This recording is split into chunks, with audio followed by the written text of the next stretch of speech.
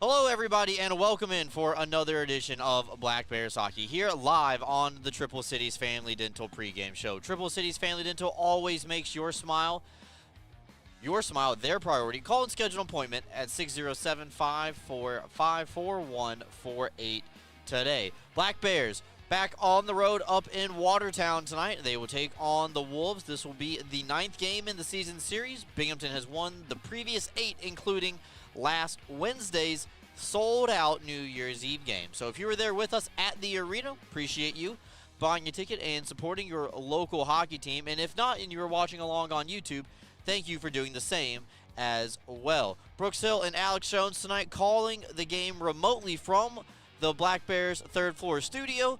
Binghamton and Watertown are playing up near the Canadian border tonight in the North Country. They are getting ready to take the ice here for a Friday night showdown. Both tonight's game and tomorrow night on Saturday will both start at 7:30 p.m. And this is before a very important road trip down south. And you don't want the Black Bears looking too far ahead, Alex, as they get ready to take on the Twin City Thunderbirds next weekend. So when they head down south, obviously the team gets excited, get a little bit of warmer weather. Hopefully, always with January in North Carolina, it's always a toss-up with what you're going to get. But what's the key to not looking past the Wolves this Friday and Saturday, knowing that you just beat the same team by 8 goals 2 days ago? Yeah, it's more of the same, Brooks. Essentially, you have to focus on not turning the puck over, not making mistakes in your own end, and you have to really work on not taking penalties. You know, Watertown is a tough arena to play in. It's a little bit of a smaller rink, that being a municipal rink too as well. It's tight, so the energy there is really good. And if you get down early, it's going to be a tough battle back. You just beat this team 9-1 in your home barn. Obviously, there's going to be some hurt feelings on their end about that. There's always teams looking to redeem themselves after that. And you're going to have to go in there. If you step on their throats early, you are going to put them in a bad spot.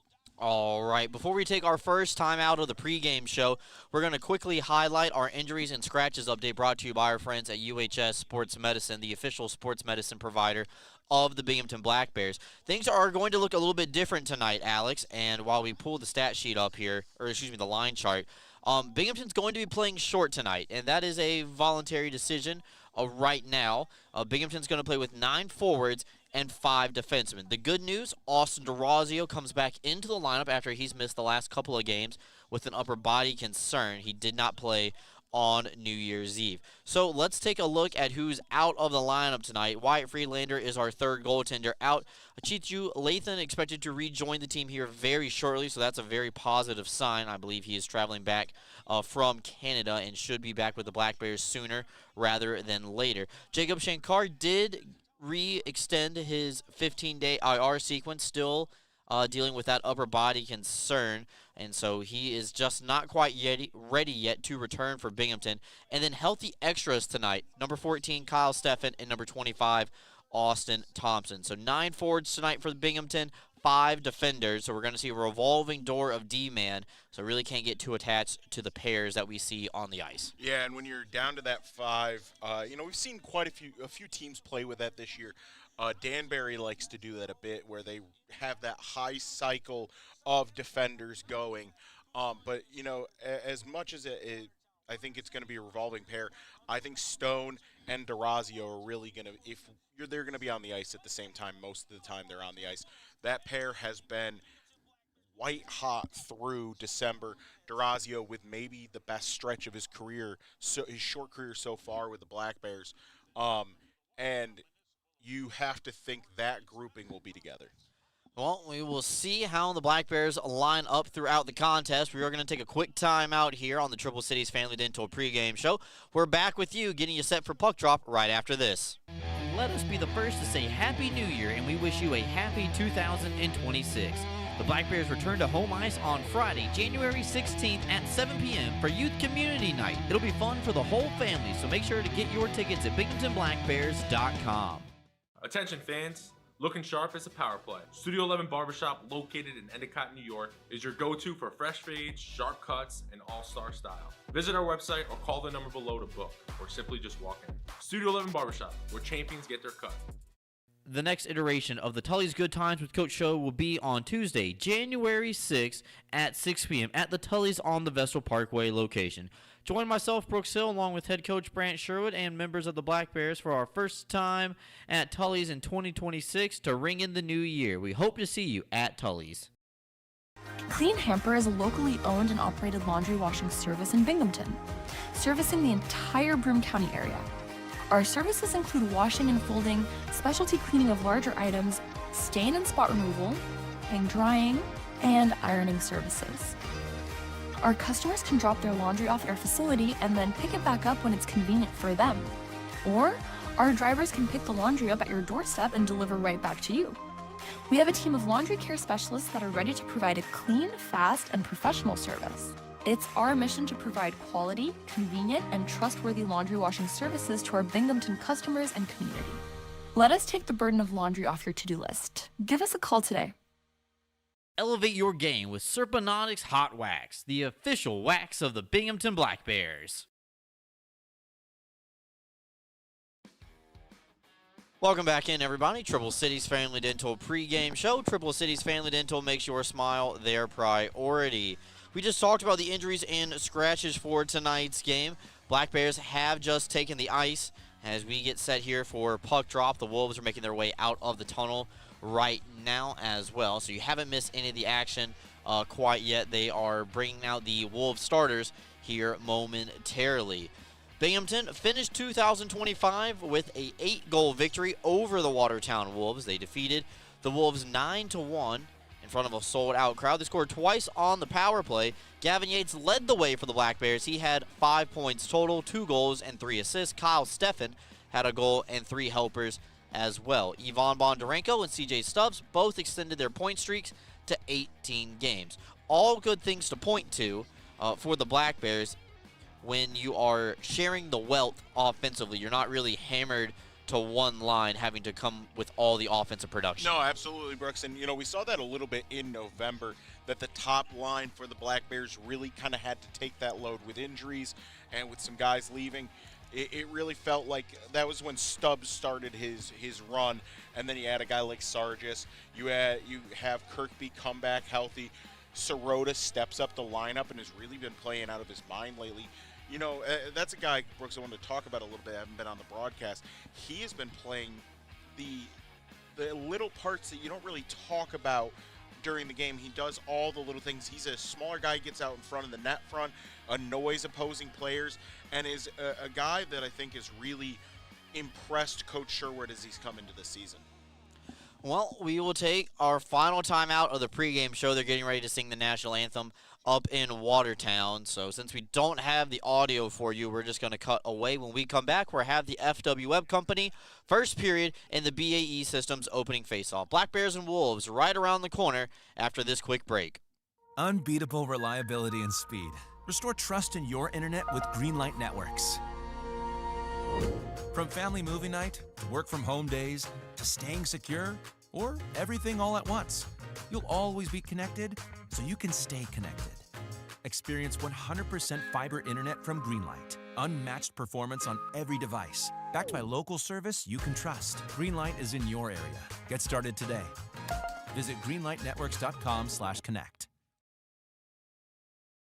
Hey Black Bears fans, fuel up with Bagels and Cream in Delhi, family owned and operated for 25 years, proudly serving Delaware County and the Southern Tier. Bite into fresh hand-rolled bagels, hot breakfast sandwiches, and rich coffee. And eat the bagels the players choose on game day. Open early with breakfast and lunch favorites. Grab a dozen for the crew and taste the hometown difference at Bagels and Cream in Delhi. Let's go Black Bears.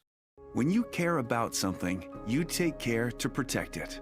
The family that depends on you, and the future you're planning for them. You'll have your own college stories too someday. With sound advice, smart strategies, and a broad variety of life insurance options, Security Mutual can help provide for the people you care about and also help you reach your financial goals. It's a sound plan. the time to start thinking about college. And retirement is now. Security Mutual Life, the company that cares.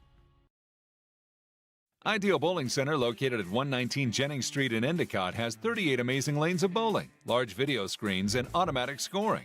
But that's not all. Ideal Bowling Center has a newly remodeled bar with 6 televisions, billiards, darts, and quick draw to entertain you.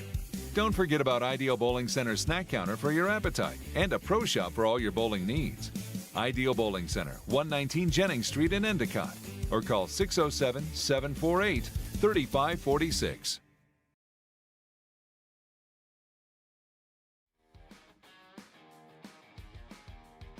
Hello, everybody, and welcome in for another edition of Black Bears Hockey. Brooks Hill and Alex Jones here on the call tonight as we get set for our FW Web Company first period. More on them momentarily. We do have the BAE Systems opening face-off to take part. Starters tonight for the Black Bears from our friends at A&C Heating and Air Conditioning: Ivan Bondarenko, Tyson Kirkby, CJ Stubbs up front, Dan Stone, and Austin DeRazio on the blue line. We are just about set here, ready to go. Referee puts his arm up in the air. And period number 1 is now officially underway.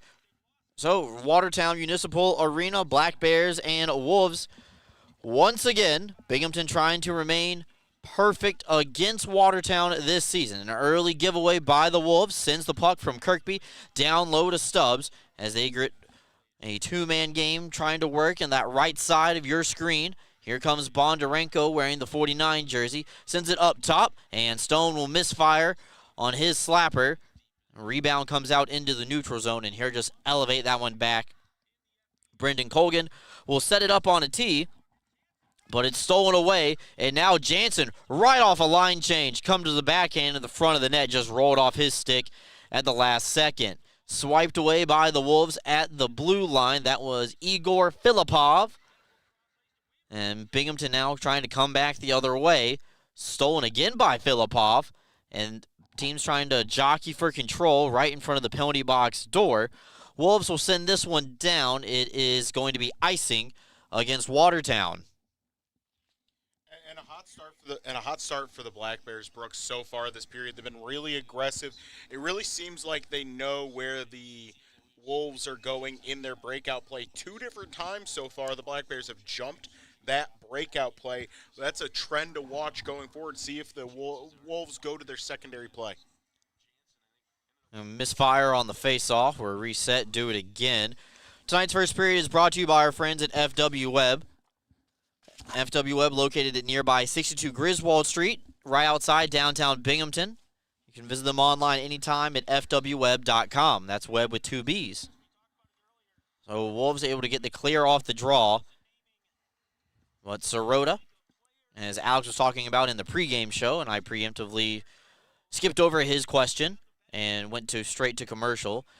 Sirota this year, 7 goals, 9 assists. He's been playing second-line center for predominantly the first half of the season. After this weekend, Alex, we will after tonight, rather, we'll officially be halfway through the season. It's 26 games down, and then after tonight with 27, actually, no, it is tomorrow night. I did the math wrong in my head. That's my fault. Normally I get on call for that, but that one's on me. So after this weekend, they'll be halfway done with the FPHL season. And Sirota playing a very big factor with that second line this year. Yeah, the Black Bears at 24-2-0 on a heater, absolutely, as they hold the puck in their defensive zone, start a breakout. A lot of forward pressure from the Wolves early in this game. Well, last time the Black Bears were in Watertown, as there's a Black Bear down behind the play. Looks like he's going to be okay. He does get back up. Hall's shot steered away by McAnanama. That is his first save of the night. Cervoni will gain the red line and just slap that one on target, waffled away by Brendan Colgan. On the other side, Colgan started Saturday night's contest. Did not finish as Matt Lenz came in relief. But cycling back, last time the Black Bears were in Watertown, Jake Schultz scored the first goal of the game on Watertown's first shot.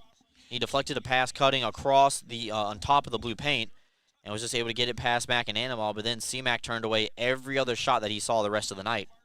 Yeah, and it seems like an emphasis Coachman has really put towards his team to get up early. The Black Bears doing a really good job of breaking up their breakout plays in the neutral zone.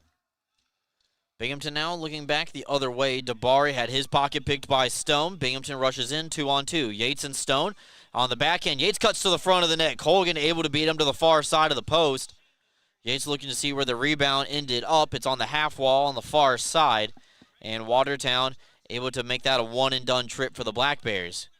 Yates with a good opportunity, but it's stolen right back by Binghamton in the neutral zone. Played ahead to Stubbs.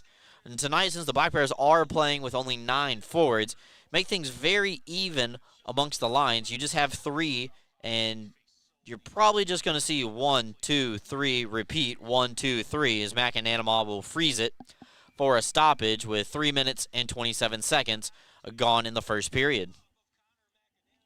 And you know what, Brooks? This has been sort of oh my gosh, I'm stepping over my words here. Endemic of the Black Bears. They seem to have come to a little bit of slow start throughout December, and then about midway through the period, it's almost like they'll come alive with a huge save from McAnanamall there.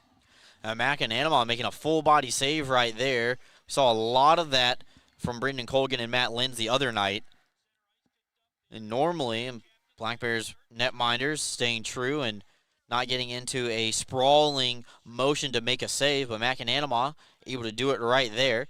Watertown can't keep it in, and it's aerial flipped out to Bondarenko, and no icing as Colgan was calling for it. Kirkby shot looking for the Yvonne tip right on top of the blue paint, but Colgan is going to be able to catch that and hang on with 4 minutes and change gone here in period number 1. Yeah, it was a really good tip attempt there. Bondarenko just not able to match his twig to the puck. Easy glove down for Colgan with the trapper. Tonight's officials, Chris Montalvo and Carmine Vetrano, the referees. Linesmen are Patrick Meyer and Tony Verdizzi. So that's the third team on the ice tonight. And now Watertown trying to regroup through the neutral zone. Brad Reeder gives it away, picked away by Sargis, and unfortunately Binghamton was offside. Jansen was not going to be able to touch that puck, or else that would have been deliberate offsides, and that would have come back into the Binghamton end. Watertown's outfitted in their alternate red jerseys tonight. Binghamton in their traditional road whites. The Road Ranger, as EJ likes to call it. Reeder dumps it into the far side and spun around now by Cervoni. Remember, Binghamton playing with only 5 defensemen, so you can't get too attached to the pairings. You're going to probably see a lot of who's good and who can go right now outside of some special team situations. We hit the 5-minute mark here in the period, and that's going to be tipped on the way through. C-Mac way out of his cage to pass it up to Sargis. Skates in, draws a lot of attention. Now Swain will fire, and Colgan gets a piece of it. Rebounds available. Goes from off of the backside of the cage and knocked all the way back down to McAnanamall. He's going to play the puck up again. Yeah, McAnanamall loves playing the puck out of his cage, Brooks, and it's a huge asset. It really prevents you. I've noticed the Black Bears like to do it specifically when the opposing team is going for a change, forcing part of the team to stay on the ice. Otherwise, they're going to get taken advantage of. Now far side, Swain re-enters. He's got Yates in front of him, sends it cross ice instead, looking for Emerson Emery. And Emery tonight's going to be playing winger on that third line. We've seen Emerson play a lot of forward and defense this year. Really been the Swiss Army knife for the Black Bears, along with Scott Ramakers as well, who's kind of done the same thing. So those two guys, hybrid players for Binghamton. And whatever Coach Sherwood and Coach Quinn will ask of them, they're going to comply and do. Yates tries to cut in towards the middle. No quarter given by Filipov and company for the guys dressed in red. Shot right back in, though, by Ramakers around the wall to the far side. And the next whistle, we will have a media timeout as it's steered away back into the corner. Black Bears with 4 shots early to Watertown's 2. Swain sets it up for Yates as here try to carry up high, leaving it for the defender Weber on the far side of your screen. Goes in and out of the trapezoid down low, spun back around by Swain. Yates sends it up top for Bondarenko. Excuse me, that's Ramekers back in the high slot. Yates fires, scores. Gavin Yates picks up the goal, and it's 1-0 Binghamton. An even strength goal. Great cycle and a hodgepodge of a line change. And Binghamton up 1-0 here early at the Municipal Arena. Yeah, and an excellent job as I look at the replay on my screen. Yates in the center of the ice, no defender near him. Colgan is down in the butterfly, screened half the way through by a really good job by CJ Stubbs getting in front of the goalkeeper, and then Yates buries in the back of that. Interesting, I think Stubbs might have tipped that through, Brooks. Stubbs was the first one to go through the line there. Yeah, I was thinking the same thing initially, but after watching that replay, and we have 2 monitors watching the game tonight, so watch here on this replay. I don't think Stubbs doesn't touch that at all. That's Yates. He was just first through the line. He was ready to get off for a line change. Yeah. So Binghamton up 1-0. It's an even strength goal by Gavin Yates, his 17th goal of the season. Now we'll see who they give the assist to. Now, normally in Watertown, we don't find out who gets the assist truly until the intermission comes. That's when they like to update the stats. So we'll see if CJ Stubbs does get an assist there to extend his point streak. Got a secondary assist late in the game on Wednesday night to extend it up to 18. Now Watertown looking for the equalizer. They stretch in. Mishkin gets upended on the way through. Watertown crowd wanted a call. None provided. Binghamton able to skate this one out of harm's way. And Stubbs from the red line goes cross ice, hits Jansen. And now Binghamton rolling through a line change right now. Got to be careful, making sure everyone's accounted for. Sirota turns on the Jets, goes out wide, and got handcuffed on the centering attempt. Colgan will freeze it, and that'll send us to our first time out of the night. Gavin Yates puts the Black Bears on the board at the 6:43 mark of the period. We're back with you right after this. Excite Motorsports has one of the largest and best selections of off-road vehicles in the Northeast. And right now, the showroom is filled with a great selection of motorcycles from CF Moto.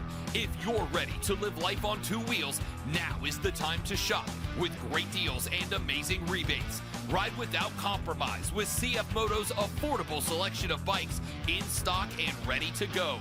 The fun starts here at Excite Motorsports, your premier power sports dealer. Are you compassionate and interested in providing care to people with developmental disabilities? Check out a New York State Career with Broom OPWDD. Enjoy great benefits such as job security, health insurance, retirement plan, paid time off, opportunities for advancement, and so much more. Positions as direct support professionals in the community or at a secure facility might be exactly the change of pace that you're looking for. For more information, call 607-240-4786 or go online to www.opwdd.ny.gov. Welcome back in, everybody. Binghamton up 1-0 thanks to a goal from Gavin Yates at 6:43. It's an even strength goal. They have already marked the assists down in the book. Dan Weber gets the primary helper, and CJ Stubbs gets the secondary. So Stubbs extends his point streak now to 19 straight games with a point. He is the FPHL leader in terms of points. He now has 55 on the year. And what a start for Stubbs. 21 goals. 34 assists. You know, last year he was definitely a guy who primarily facilitated, had a few goals himself, but it feels like this year he's really stepped into that playmaking role and has found a shot that, you know, wasn't really historically a part of his game. So Watertown is going to be man down. Meyer security power play out for the Black Bears. And Binghamton will have Austin DeRazio quarterback. Once again, he's going to be the lone defenseman on this power play. Jansen, Stubbs, Kirkby, and Yates are the forwards. And in the penalty box, Brooks, former Black Bear Darian Benchich on a slash. So Benchik got a little liberal on the hands with Zach Sirota as he was trying to send that pass across. Wasn't really trying to shoot. Ended up being a shot on goal. Probably because of the slashing, the pass never got across. Colgan froze it. Binghamton now looking to go 1-for-1 on the man advantage. Kirkby with control.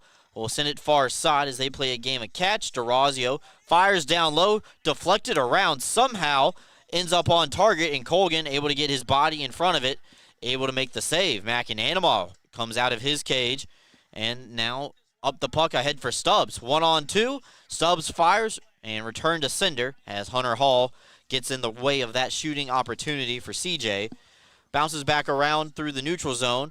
Hall's going to try to go short-handed, maybe try to draw a call. A one-timing bid. Far side, McAnanama able to make the save. And I believe the Black Bears have just taken a penalty. That'll kill their first power play of the night. Watertown does an excellent job pressuring short-handed. Leads to a Binghamton penalty. And now we're going to 4-on-4 for the next 57 seconds. See who it is, Brooks. That looks like it's Kirkby right there. Tyson Kirkby with the hooking penalty. 2-minute minor, so we go to 4-on-4 for 51 seconds, and then a slightly delayed power play for the Watertown Wolves. 1 minute, 9 seconds. So Benchik was sitting down for slashing. He's still in the penalty box. Kirkby on the other side is now sitting down for what could be a fresh 2 minutes. Binghamton, though, will get the puck out, and remember, for the time being, the next 40 seconds, that number on the left side of your screen, Binghamton's not allowed to ice the puck because they're even in terms of skaters on the ice for now. So now Gill tries to come back into the offensive zone. He has to quickly touch up at the blue line because Filippov was coming in. They battle for control in front of the penalty box, stolen away by Mishkin. And Filippov will throw a softball into the mitt of McAnanama, who freezes it with 10:13 left to go here in the frame. And you know what, Brooks? If this team, as deadly as they are on the power play, might be more deadly on the 4-on-4. It is the Black Bears are a team that does really well given space and extra time. 17 seconds left on this 4-on-4 period. It's going to be interesting to see because the Black Bears in space with speed do really well. Sirota dropping in at center to take the face-off as Watertown wins and pulls it back. Henning will fire. McAnanama never saw it. And now it would go back over to the other side. Ramekers on the kick plate, able to get it over to the forward. That's Sirota. And now he, along with Jansen, Ramekers, the trail man, coming back into the play. Man comes out of the box and Benchik for Watertown. So officially Binghamton on the Northeastern Striping Corporation penalty kill for the next 60 seconds. So Benchik will get back. Watertown now on the power play. They are trying to find the equalizer here at 1-1. Now Filippov crossing back over. He's one-on-one with Ramekers, far side, looking for the trail man. Powers fires, and McAnanama saw it whisk by on the glove side, wide of the target. Back over to Roger Powers, one of the new players for Watertown. You get a great angle of McAnanama holding the post right there, picked away by DeRazio. Jansen taking some time off the clock, and he will just send it down. Emery did a good job to wait up to make sure he was onside. And that was a really veteran, cagey play there by Jansen. Rather than, you know what, hey, I'm going to exit the zone quick and dump it down, he doubles back, turns into his own zone because he felt space being there and killed more time off that penalty kill. Back to the other way now as Kirkby comes out of the penalty box. We're back to 5-on-5, and then a big collision in front of Colgan. Once again, now Dabari stood up at the line. Bondarenko steals and counters back the other way. Bondarenko 2-on-3, looking for Cervoni, the trail man, cutting to the front of the net, paddled away by Colgan. Cervoni's caught down low right now, finds a guy open and dressed in a white jersey. They play a game of catch up top, and now back the other side. A wrist shot from Stubbs is blocked, and now Kirkby, back the other way. Yeah, Kirkby just got cross-checked in the mouth. I don't know who. That's a non-nameplate player right there, but Brooks, right behind the net, Kirkby caught 2 hands of lumber right to the teeth. I think 14's been watching too much Shorzy. So Hunter Hall is going to go to the penalty box for the Wolves. We'll tell you about this penalty when we come back. Got a timeout, 8:11 left to go here. Black Bears on the power play, but for how long, we'll find out after this.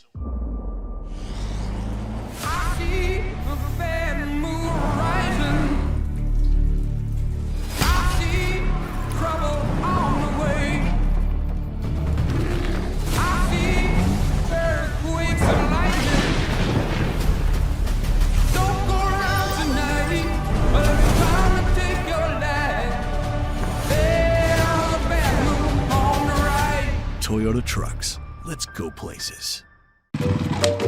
Are you kidding me?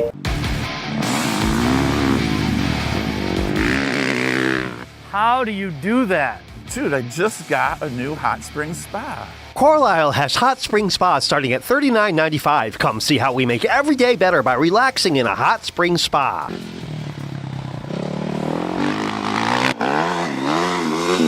What happened to you today? You're shredding it. Hot spring spas, baby.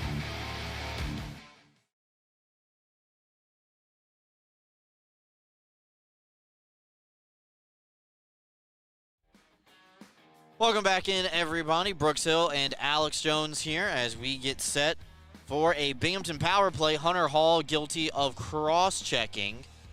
And we just saw it was against Tyson Kirkby. Alex said caught it up high. I was actually watching the puck on the other side. Looks like they have entered a cross-checking minor at 11:49, and that is going to be it. So Binghamton is 0 for 1 on the power play, but they are getting ready to hop back over the wall and go back out there once again.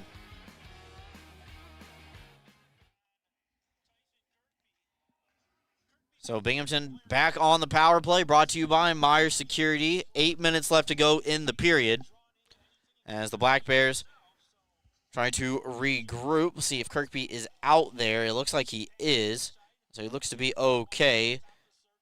Far side pass for Jansen. Slows things down to allow DeRozio to catch up. He moves back over to the high top, high slot. Low drive. Fought off with the body of Colgan. Wolves able to get the clear, and McAnanama coming out of his net. That's the third time this period alone that he's come all the way out to the side dasher to play the puck. So he's not wasting any time trying to up the puck back into the offensive zone for the Black Bears. He's hunting for that assist, Brooks. He already does have one this year. So now he settles it down and will just leave it for DeRozio. He comes up ice, trying to draw the attention of Trevor Newman. Far side over for Yates. Sends it around the wall, right off the wall, in stride for Jansen. Then he's swinging across. Stubbs trying to make his way to the front side of the net. DeRozio's calling for the one-timer. Got handcuffed a little bit, but his wrist shot is able to be blocked away by Colgan. Wolves over to the rebound, and it looks like the second unit is going to come out and finish this power play up. McAnanama wisely not upping the puck that time, just sets it up for the second unit as they were coming out onto the ice. Dan Stone, Scott Ramekers, two defenders on this unit, Zach Sirota, Garrett Sargis as well, as this one comes all the way back down to McAnanama. I'm trying to find out who that last number is out there. I believe it's Nick Swain on the far side. So this is Ramekers cutting through the middle. Here go far. Ramekers looking for the redirect, just a little bit too far in front of Scotty. Hall is up and ready, set to return, and he comes out of the penalty box, going to chase after this loose puck. One-on-one. Hall, little toe drag move, and gets the shot off. McAnanama able to make the save, and now goes back over to the far side. And there is a stoppage with 5:58 left to go here in the period. Yeah, Hall just pulled the goal off. Brooks, as he went by, just pulled the goal off its mooring. Might have been even out of frustration. It was a good effort to get the one-handed shot off. McAnanama just able to stay down in the butterfly, close the 5-hole, and was able to make the save.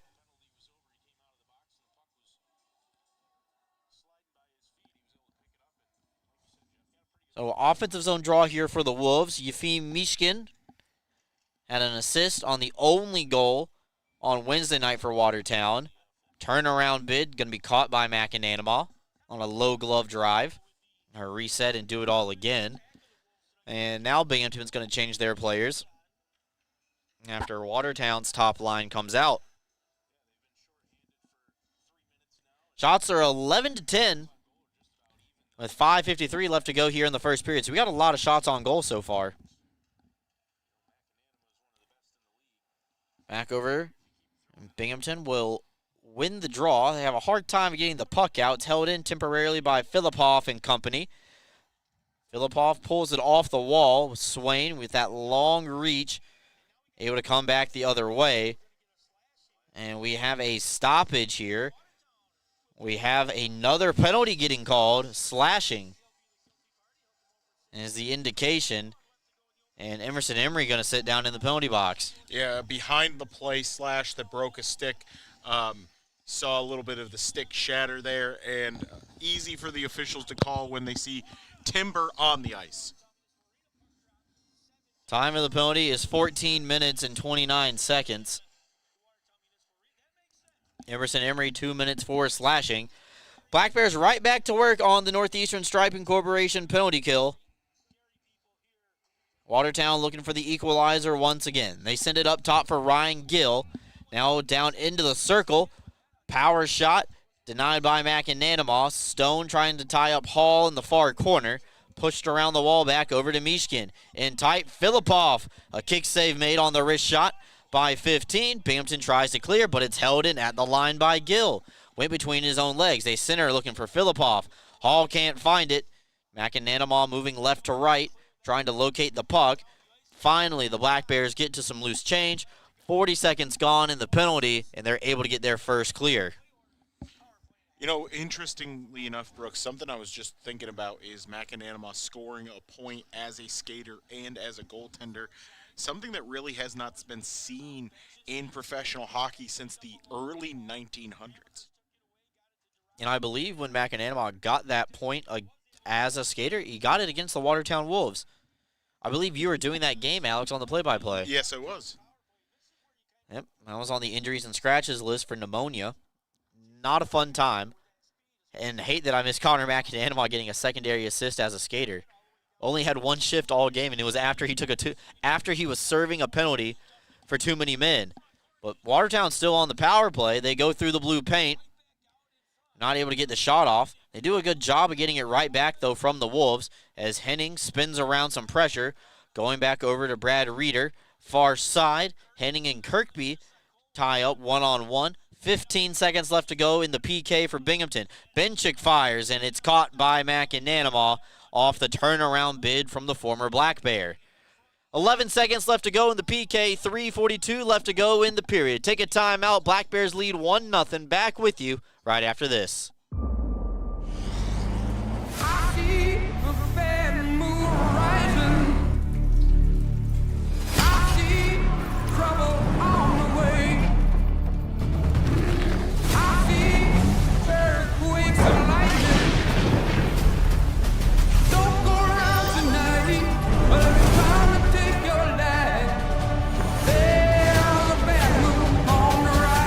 Toyota trucks. Let's go places. Are you kidding me?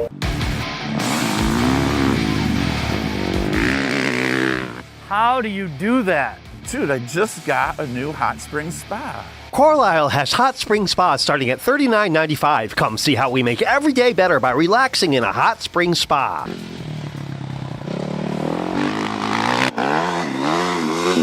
What happened to you today? You're shredding it. Hot spring spas, baby.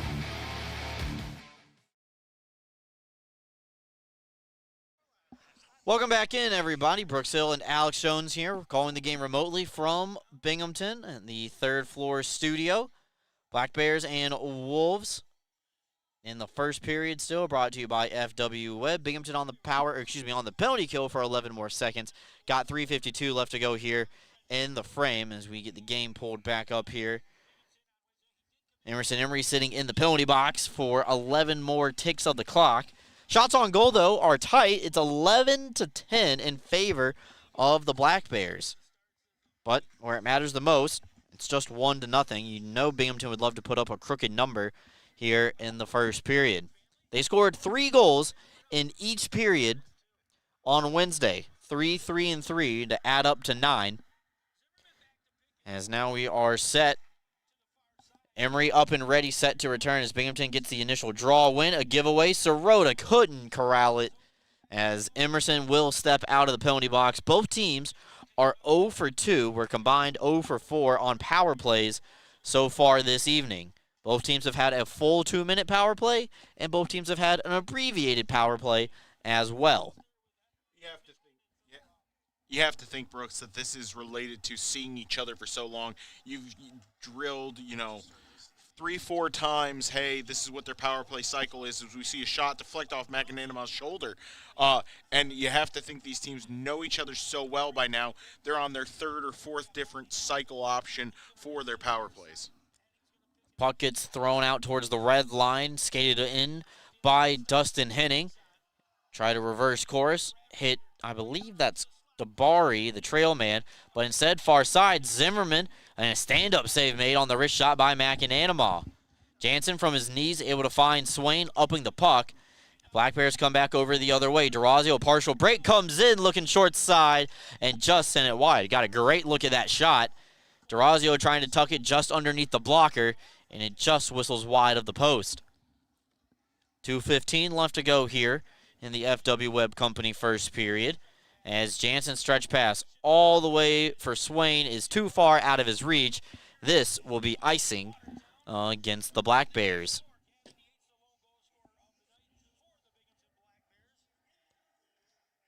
And Brooks, so far this has been, a really good game between the two. These are two opponents who know each other so well right now.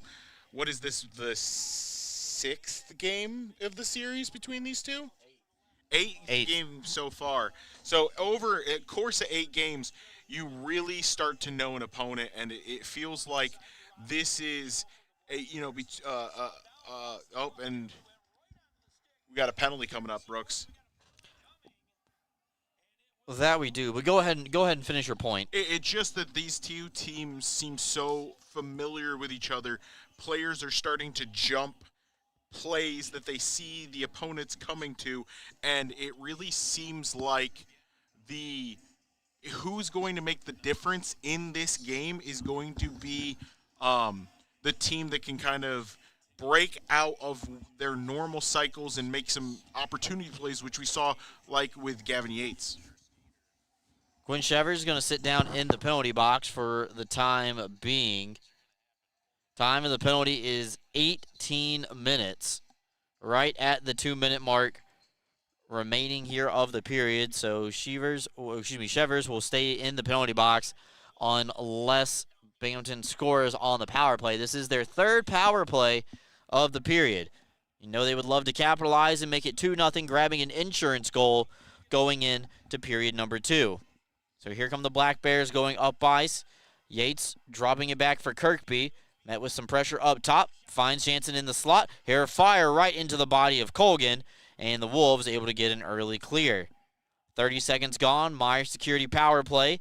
And now McAnanama goes back out wide. So now Jansen dropping it back over for Stubbs. And now Yates comes in. Here fire. And that will get deflected into the netting and out of play with 1:18 left to go here in the period. So I was curious about this, Brooks, when the last time this happened. The last time someone in professional hockey had a goaltender act as an extra forward because of bodies was the Rochester Americans' Darcy Wakaluk, who served as an extra forward. He did not record a point. However, Tyrone Garner of the Jacksonville Barracudas had tearing his groin, couldn't play goaltender for a year, and started playing forward for them and had a 22-point season for the Barracudas. What a name, Barracudas, as that puck will be covered by Colgan. 54 seconds left to go on the power play, and it looks like unit number 2 is going to come out onto the ice. Does it tell you what league the Barracudas were in? It does, Brooks. It is a league that is in the southern part of the United States. Okay. All right. I didn't know we were in the 06-07 season. And then he actually continued playing forward in the 07-08 season and had 27 points, 12 goals, 15 assists. Oh, how about that? So Black Bears are still on the power play to finish the period. 50 seconds left to go. They move it across. Ramekers through traffic. Blocked by Powers. Back over to the other side, behind the net. Game of catch down low. Binghamton working low to low. Sirota's in tight, fires through the 5-hole and scores. Zach Sirota right on the doorstep. Believe the pass came from Garrett Sargis. And how about that? We were talking about him earlier in the night. Zach Sirota gets the goal and it's 2-0 Binghamton. The power play tallied in the period. Yeah, Brooks, and looking back on that play, Sirota does a really good job. He sort of realizes everyone's eyes are on Sargis. Puck is behind the net. He crashes the net, keeps his stick on the ice, and buries it 5-hole on Colgan. An excellent job by Sirota, keeping his eyes on the play, keeping his head up, and staying in the action. So 35 seconds left to go here in the period. Zach Sirota does get the goal on the power play for Binghamton. They are now 1 for 3, and another opportunity for the Black Bears as Jansen crashes the net along with Sargis and Sirota, looking for another quick one before the horn sounds. But now, a stoppage of 22 seconds as Colgan adjusts his shoulder pads and will get set.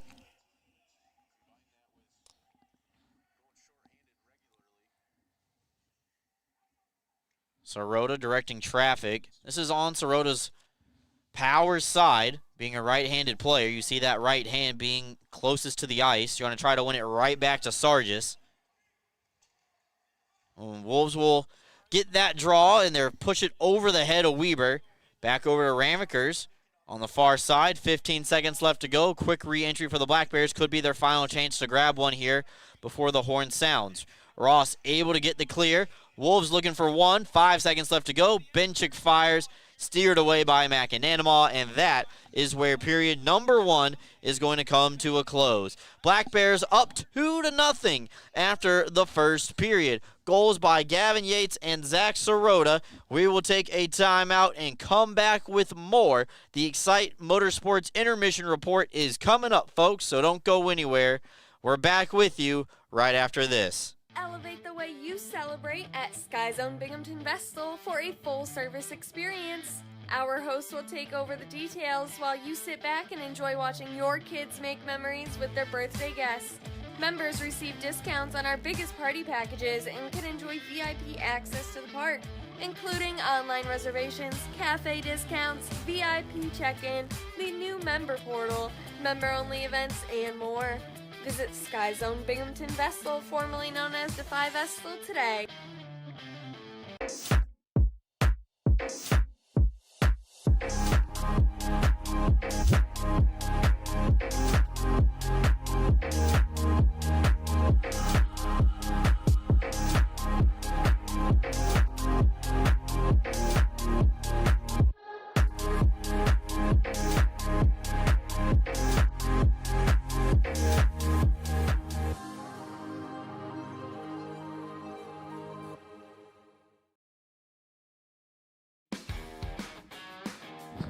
Hello, everybody, and welcome back in. Brooks Hill and Alex Jones here. Excite Motorsports Intermission Report. Excite Motorsports, browse, ride, and buy.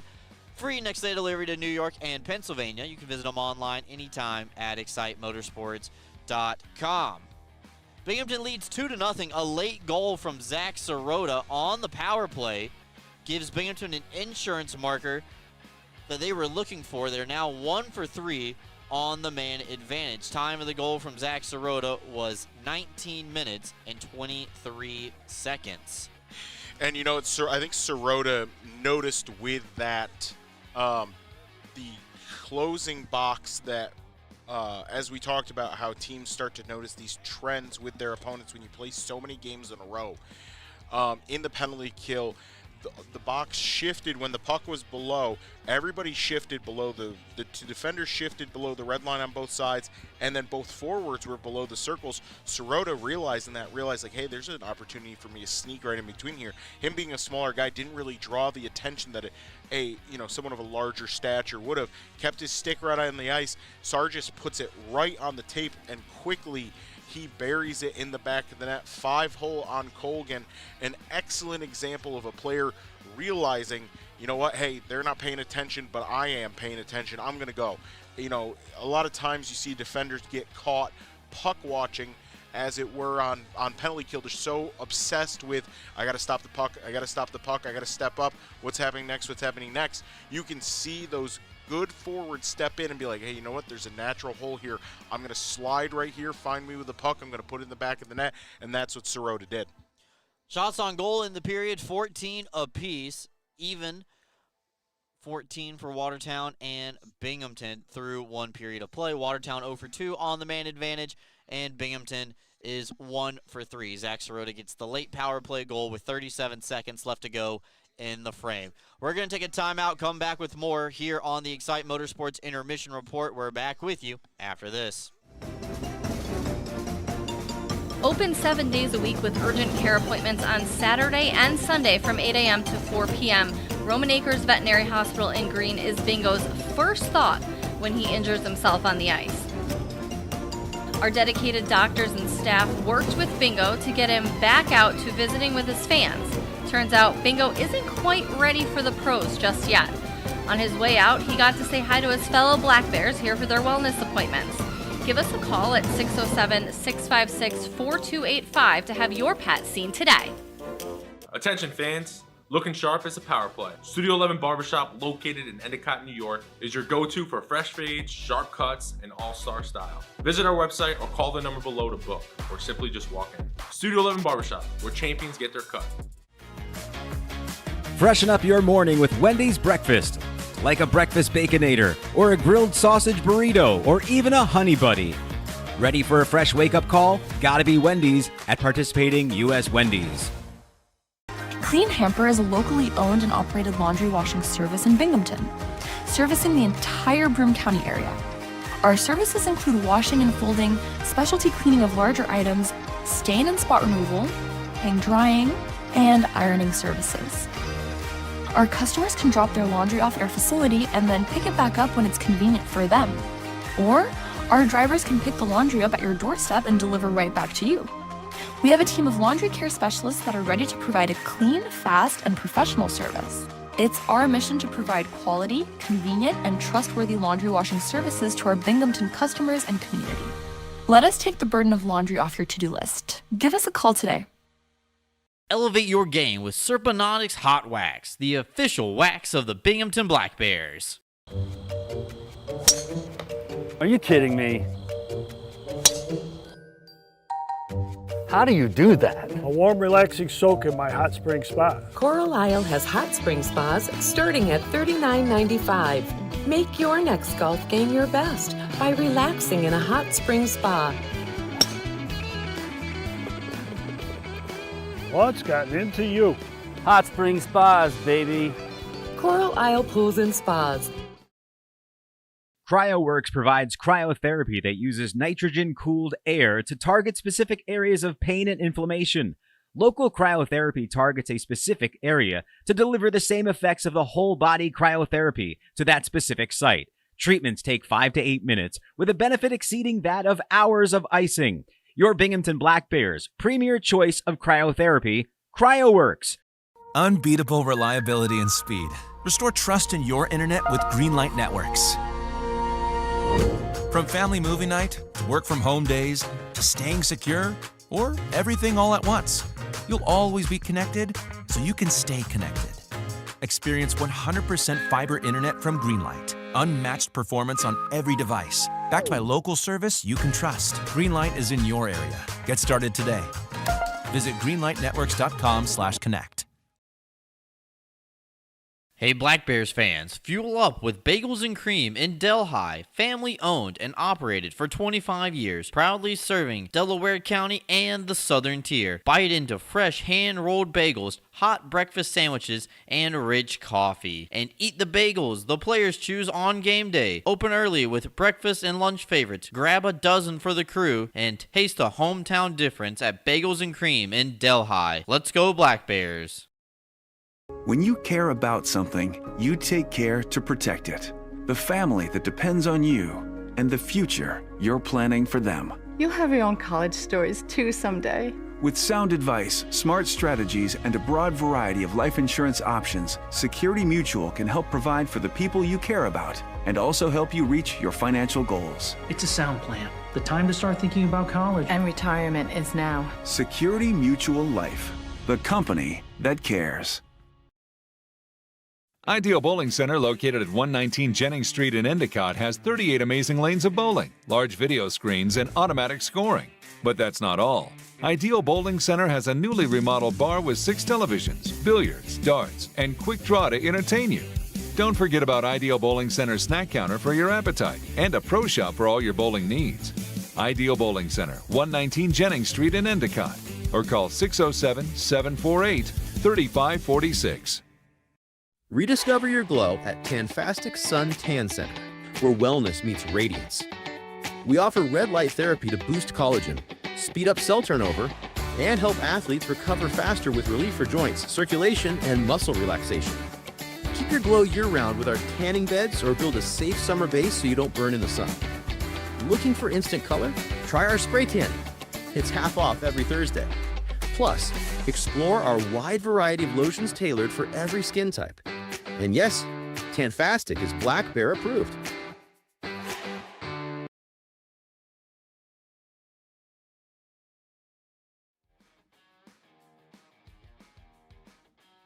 Welcome back in, everybody. Excite Motorsports Intermission Report. Brooks Hill and Alex Jones just stepped out real quick.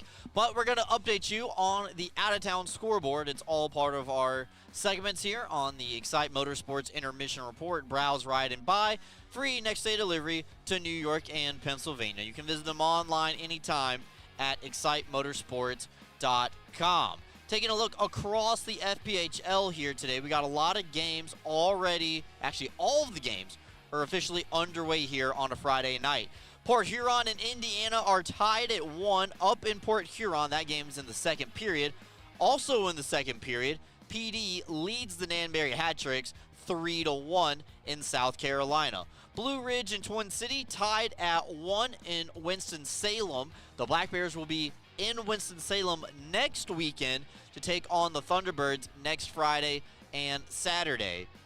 Athens leads Baton Rouge 1-0. That game in Louisiana. And Columbus and Monroe, a game also in Louisiana, tied at 1. Biloxi and Topeka. No, that's live updating. Biloxi leads Topeka 1-0 in the first period. So Biloxi and Topeka 1-0 breakers. Monroe leads Columbus. Nope, that score just changed too. It's 1-1. My fault, everybody. River Dragons, Moccasins, 1-1. Rock Lobsters and Zydeco, 1-0 Athens. Bobcats, Thunderbirds tied at 1. Ice Cats over the Hat-Tricks, 3-1. And Prowlers and Sentinels are tied at 1. I'm going to get my tongue untied. We're going to take another timeout. We're back with you right after this. Here, all a part of the Excite Motorsports Intermission Report. Don't go anywhere. We still going to ask the broadcast some questions, and we'll pick our favorites and answer them in a few minutes. So don't go anywhere.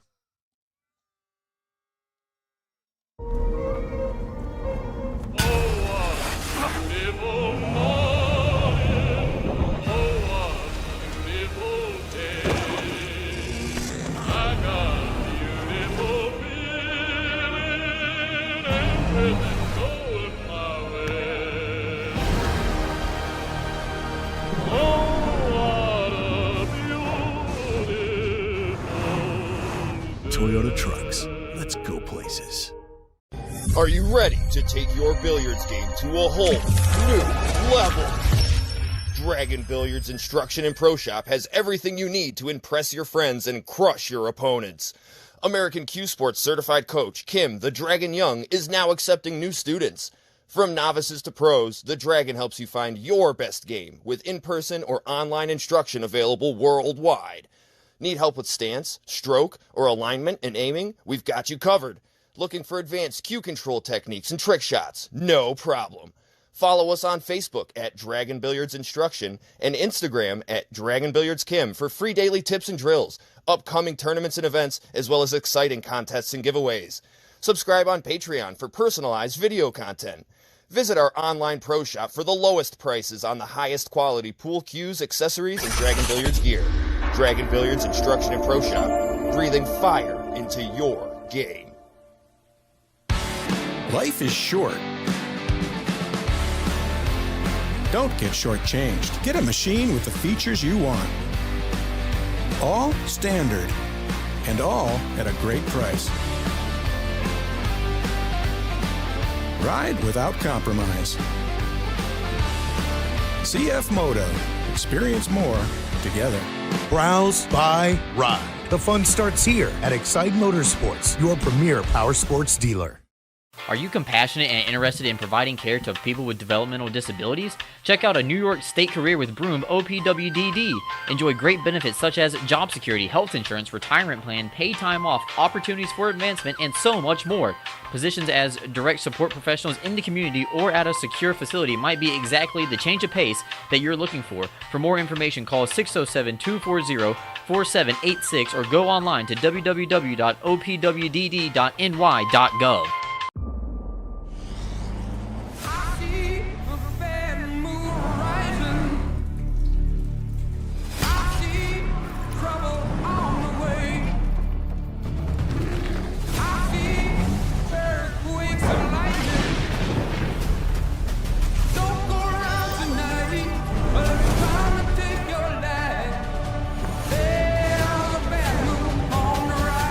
Toyota Trucks. Let's go places. Are you kidding me?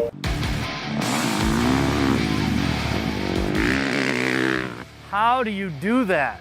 Dude, I just got a new hot spring spa. Carlisle has hot spring spas starting at $39.95. Come see how we make every day better by relaxing in a hot spring spa.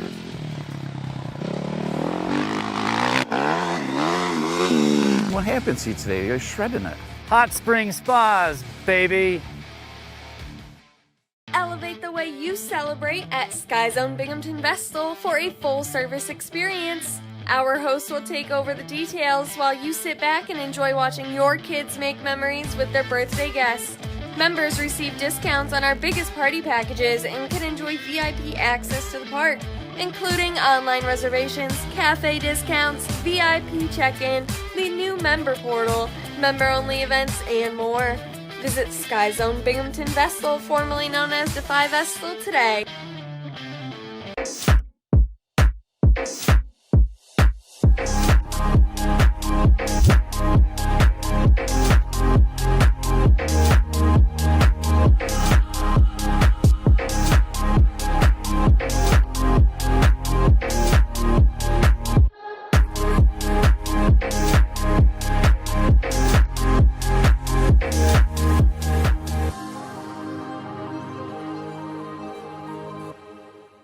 UHS Sports Medicine is the exclusive sports medicine and athletic training service provider for the Binghamton Black Bears.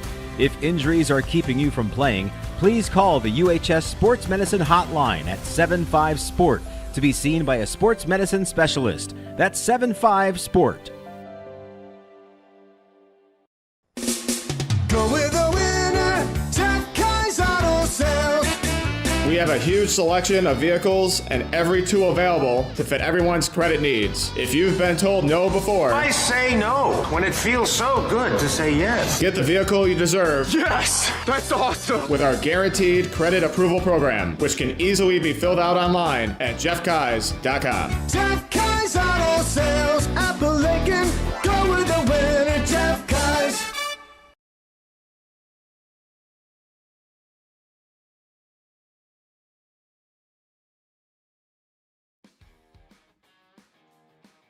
Welcome back in, everybody. First period intermission report brought to you by Excite Motorsports Excite Motorsports. Wrapping up here, getting set. We're just looking through some questions before the guys make their way back out onto the ice, and we will see here. Let's see. Hold on, just a second. Okay, I found a good first one right now. All right. So, first one is Brooks, how do you feel about your name being left off the U.S. Olympic roster that got announced this morning? What gives? I'm completely okay with it because, one, never played ice hockey, so definitely don't deserve to be that. Now, Spin Zone would love to call a Team USA hockey game. I think that'd be electric. So one of the best calls in all of sports broadcasting history is the Al Michaels Do You Believe in Miracles in 1980, last time USA won men's gold in ice hockey.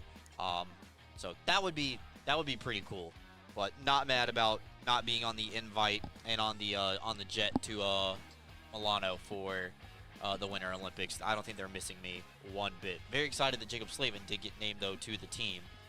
I do have a Jacob Slavin Team USA jersey that I preemptively ordered so that it would be here in time for the Olympics, and it was a little bit of a gamble because if he didn't make the team, I'm kind of stuck with the jersey. Yeah, it's still a cool jersey, though. I'm happy for Dylan Larkin to make it as well. A little surprised Alex DeBrincat left off the roster.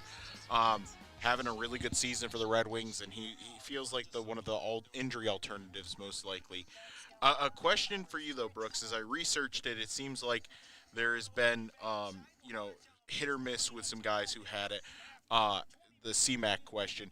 Is this the hottest start in FPHL history, Brooks? Now, obviously, I think there's only one other team that has played, as well as the Black Bears, that Carolina Thunderbirds team in, was it 2018?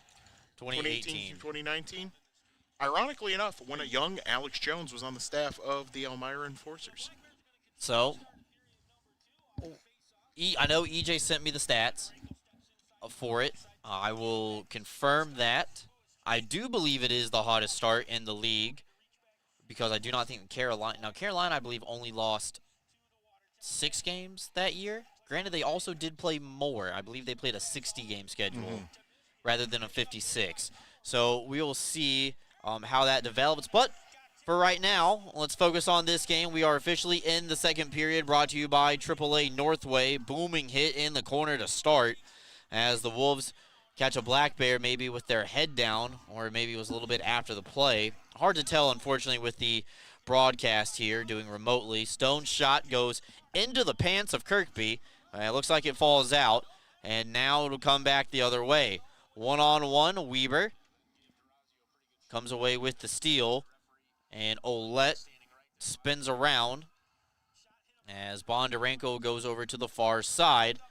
Jansen not able to quite catch up to that. Here come the Wolves. They got numbers far side, but they fan on the passing attempt, and then Binghamton tries to go back the other way, but it slides underneath the stick of Sirota. He flies into the zone, goes one-on-one with Gill. A giveaway over to Weber. Goes off of his tape. Reverse back up top for Sargis. His wrist shot got there in a hurry. Sirota tries to center, but it ends up going off the back side of the cage. Rebound will come all the way back down into Binghamton ice, and this is icing against Watertown. Yeah, I went back and looked at it, Brooks. It was DeRazio who took that extra shot. The forward for Watertown didn't like that he sort of closed the body off and made it and gave him a little extra shot. The official was right there, no arm up. So the official considered it a clean play, or at least not rising to that of a penalty. Reeder and Sirota lining up for the draw. You get a look at it from behind the camera view. And going to be peeled away. Zimmerman lost his stick. And that's going to allow Sargis the opportunity to pass it up to Weber. But the pass never got there. Maybe hit the piece of driftwood that Zimmerman had dropped. Stolen away, though, by the Black Bears. Jansen trying to work the two-man game in his own zone, able to get the clear. And now Zimmerman has his stick picked back up off the ice. He's able to start the breakout for the Wolves. Back over to the far wing. Ramekers will pick up the loose puck as Watertown just being a little bit careless with the puck right now in their own end. Look out. It looks like Ramekers hit that middle piece of glass dividing the two benches. Hope he's okay. As Colgan now will come back, make a save in tight. Reverse back around as Emery playing it back to Weber. And Weber almost gave it away. Bounces off of a leg of a Watertown player. Back over to the far side. Ramekers gets back up, but we do have a penalty coming up. Tripping is the call, and I do think it is going against the Black Bears. First penalty of period number 2. Yeah, let's see who's coming off here for the Black Bears. And that is going to be Dan Weber. So Watertown back on the power play. This is their third of the night. It's a Northeastern Striping Corporation penalty kill once again. Michigan's going to line up to take the draw. 2 minutes and 38 seconds into period number 2. One back by Kirkby, and a good job by Cervoni to slap it all the way down to get behind the other way. About 3 minutes gone here in the period. Michigan drop pass for Reeder. McAnanama makes the glove save, and I believe the net came off on the near side. You see the linesman skate up to the post. Get a zoom in on Dan Weber. It's a good angle for Dan, but not a spot that he probably wants to sit in, being in the penalty box here early for a PK. As Mishkin will win the draw back cleanly. One timing bid. Filipoff in tight. McAnanama kicks it away. Looks like a Black Bear lost their stick. Kirkby gets his twig back up, and he's going to be able to clear it. Not all the way down, but gets it out toward the red line, where Watertown picks it back up. 40 seconds gone on the PK for the Black Bears. Mishkin tries to stand up Kirkby at the line and drag it around the captain. Knocked away by the Black Bears. Stubbs picks up the loose change. He's going to look to see what he's got. Fake the slapper, go out wide, a wrist shot, and a blocker save made by Colgan. It's a good shorthanded opportunity right there for the Black Bears, and Stubbs there able to fake the slap shot for a few more seconds. That allows the two new players to come out onto the ice as Kirkby and Cervoni were headed off for a line change. Yeah, and an excellent job by Stubbs, given a little bit of a head and stick fake there.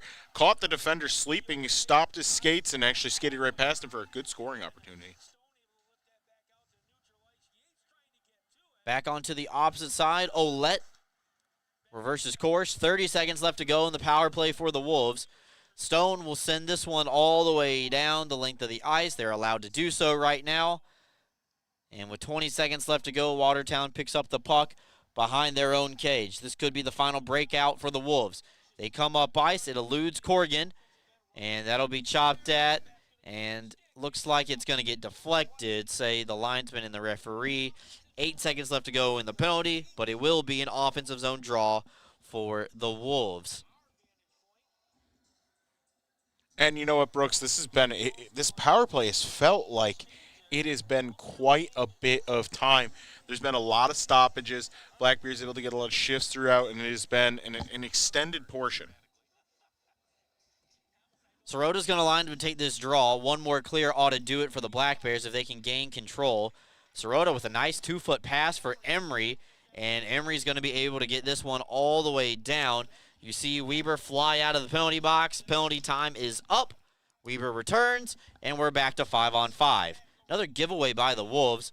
Going to be picked up by DeRazio. Drives the left wing side. Trailman is Swain.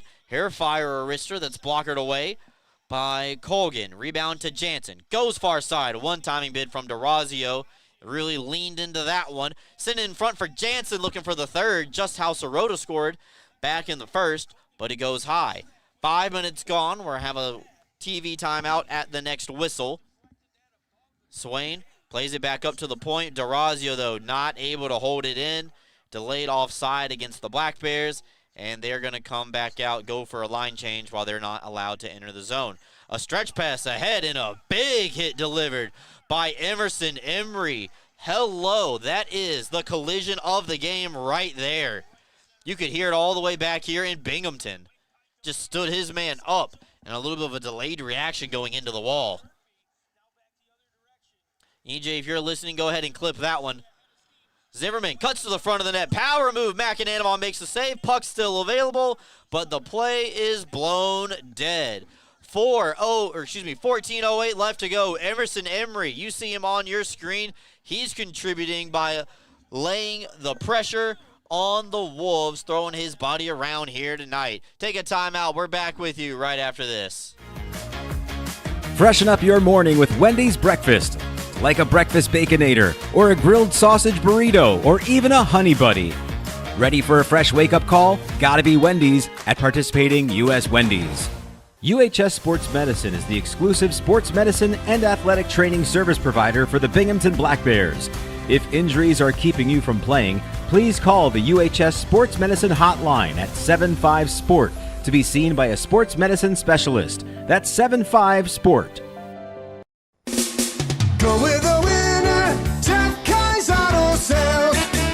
have a huge selection of vehicles and every tool available to fit everyone's credit needs. If you've been told no before, I say no when it feels so good to say yes. get the vehicle you deserve. Yes, that's awesome. With our guaranteed credit approval program, which can easily be filled out online at jeffkais.com. Jeff Kai's Auto Sales, Appalachian.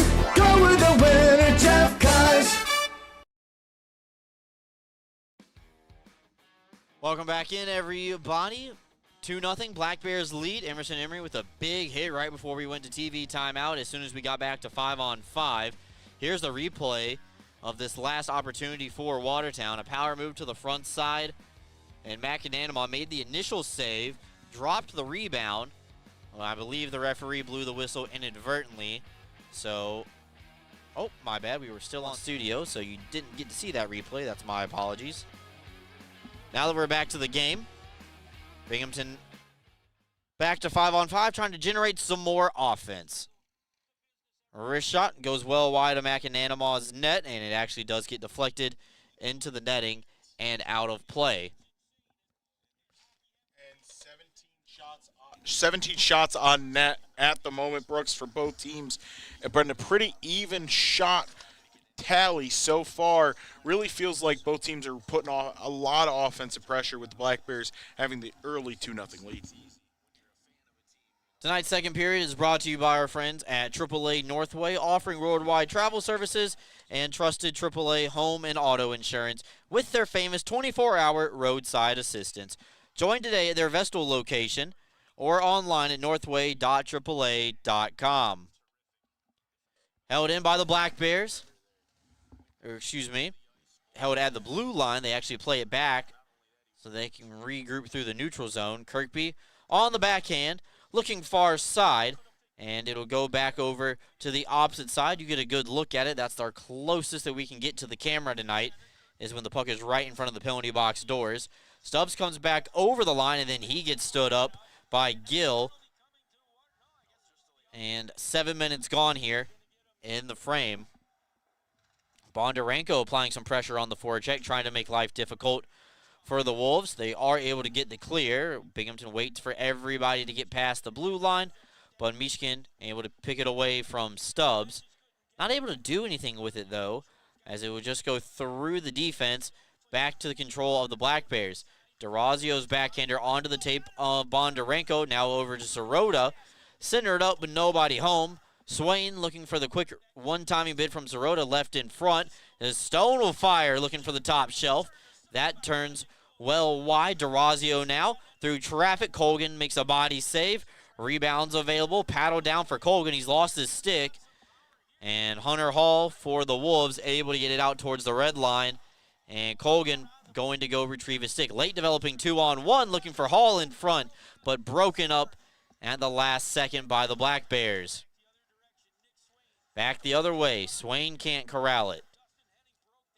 You know what's interesting, Brooks? The ice looks almost sticky right now. It's not glassy, a little chewed up. I'm wondering, as both teams handling in the neutral zone have been leaving a lot of pucks behind. You see a really good goal-scoring opportunity right there.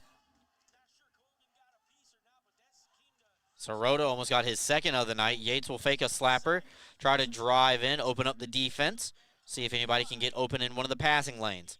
Hair carry around, and it's poked off of his stick while Emery was holding the blue line for the defenseman caught up in the play. Now Yates is there. There's no icing against the Wolves, or excuse me, against the Black Bears, as Henning will spin it around. And that one gets deflected out of play with 11:16 remaining here in the period. And Brooks, talking about our second period sponsor, AAA Northway, a great gift, and also something not a lot of people know about. They also have travel agent services. You can go to their offices and they can set you up with travel and get pretty good discounted rates. Now, my parents love going to the AAA travel meetings. I think they do it for fun now at this point. Jansen will fire right off the draw, and a body save made by Colgan. Rebound comes out far side. DeBari's on side for the Wolves. Cuts to the middle. A nice move here. Fire and score. DeBari able to get the Wolves on the board. Make it 2-1 in favor of Binghamton. And Chase Tabari gets an even strength goal on an odd man rush for Watertown. Wolves are on the board. And you know what, Brooks? You can see the frustration from the Black Bears there. Chase Tabari getting a goal on the Black Bears, a guy who is a chippy player. He just gets in behind here with some speed, gets the edge. As we see, he breaks the ankles of one defender and just puts it over McAnanima's glove. He's just a little too slow on it. Puts it top shelf with an excellent shot as well. Nabari at 8:56 of the second period. It's our only goal of the second period so far. It does cut the lead in half, and it is 2-1. Appreciate that behind the net camera because you were really able to see where that puck ended up in the corner. Just a great-looking shot. Shots are tied at 18 apiece, but where it matters, Binghamton still up by 1. Looking to grab that insurance goal again. Nice move by Weaver, getting separation from his defender. Tried a toe drag move and sent it across instead. And we're going to have another penalty get called with 10:26 to go. And we have a slashing call as Zach Ross is headed to the penalty box for slashing. Now, I know Chase Tabari didn't play for he played for the Elmira Mammoths and then for Watertown in the FPHL originally for Carolina. Curious though, Brooks, why to me does he feel like a Danbury player? Do you know what I mean? Like it is one of those. Maybe I'm thinking I think there's a Danbury player with the first name of Chase. That's where I'm getting it. But I can't for some reason can't put my thumb on it. Yeah, unfortunately I don't know either. Well, Black Bears will lose the draw. Meyer Security power play will start from their own end. And now Binghamton will try to cross over the line, but they do so offside. So neutral zone draw coming up with 1:45 of power play time to work with. And that's the thing, Brooks, with playing two teams who have played each other 8 times in such a short period of time. Those little mistakes will cost you big because they will take advantage. They know where to go. They know the weaknesses and the strengths of both teams, and they really, it seems like Watertown has taken advantage of that in this second period. Puck in behind the net, sent up the wall almost too softly. Stubbs has to hurry up to get there on the far side of your screen. Face-off going to be not face-off. Attempt to clear failed by the Wolves. Back across the ice for Yates. Started the scoring back in the first period. Here we go, back over. Stubbs in tight for Kirkby. Just rolls off his stick. Colgan might have gotten a piece of it. Loose puck's available, and Colgan is able to dive out on top of it and get a stoppage. 9:31 left to go. We're going to take a timeout, come back with more. Black Bears are on the power play when we come back.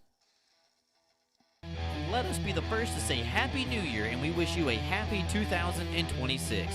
The Black Bears return to home ice on Friday, January 16th at 7 p.m. for Youth Community Night. It'll be fun for the whole family, so make sure to get your tickets at BinghamtonBlackBears.com.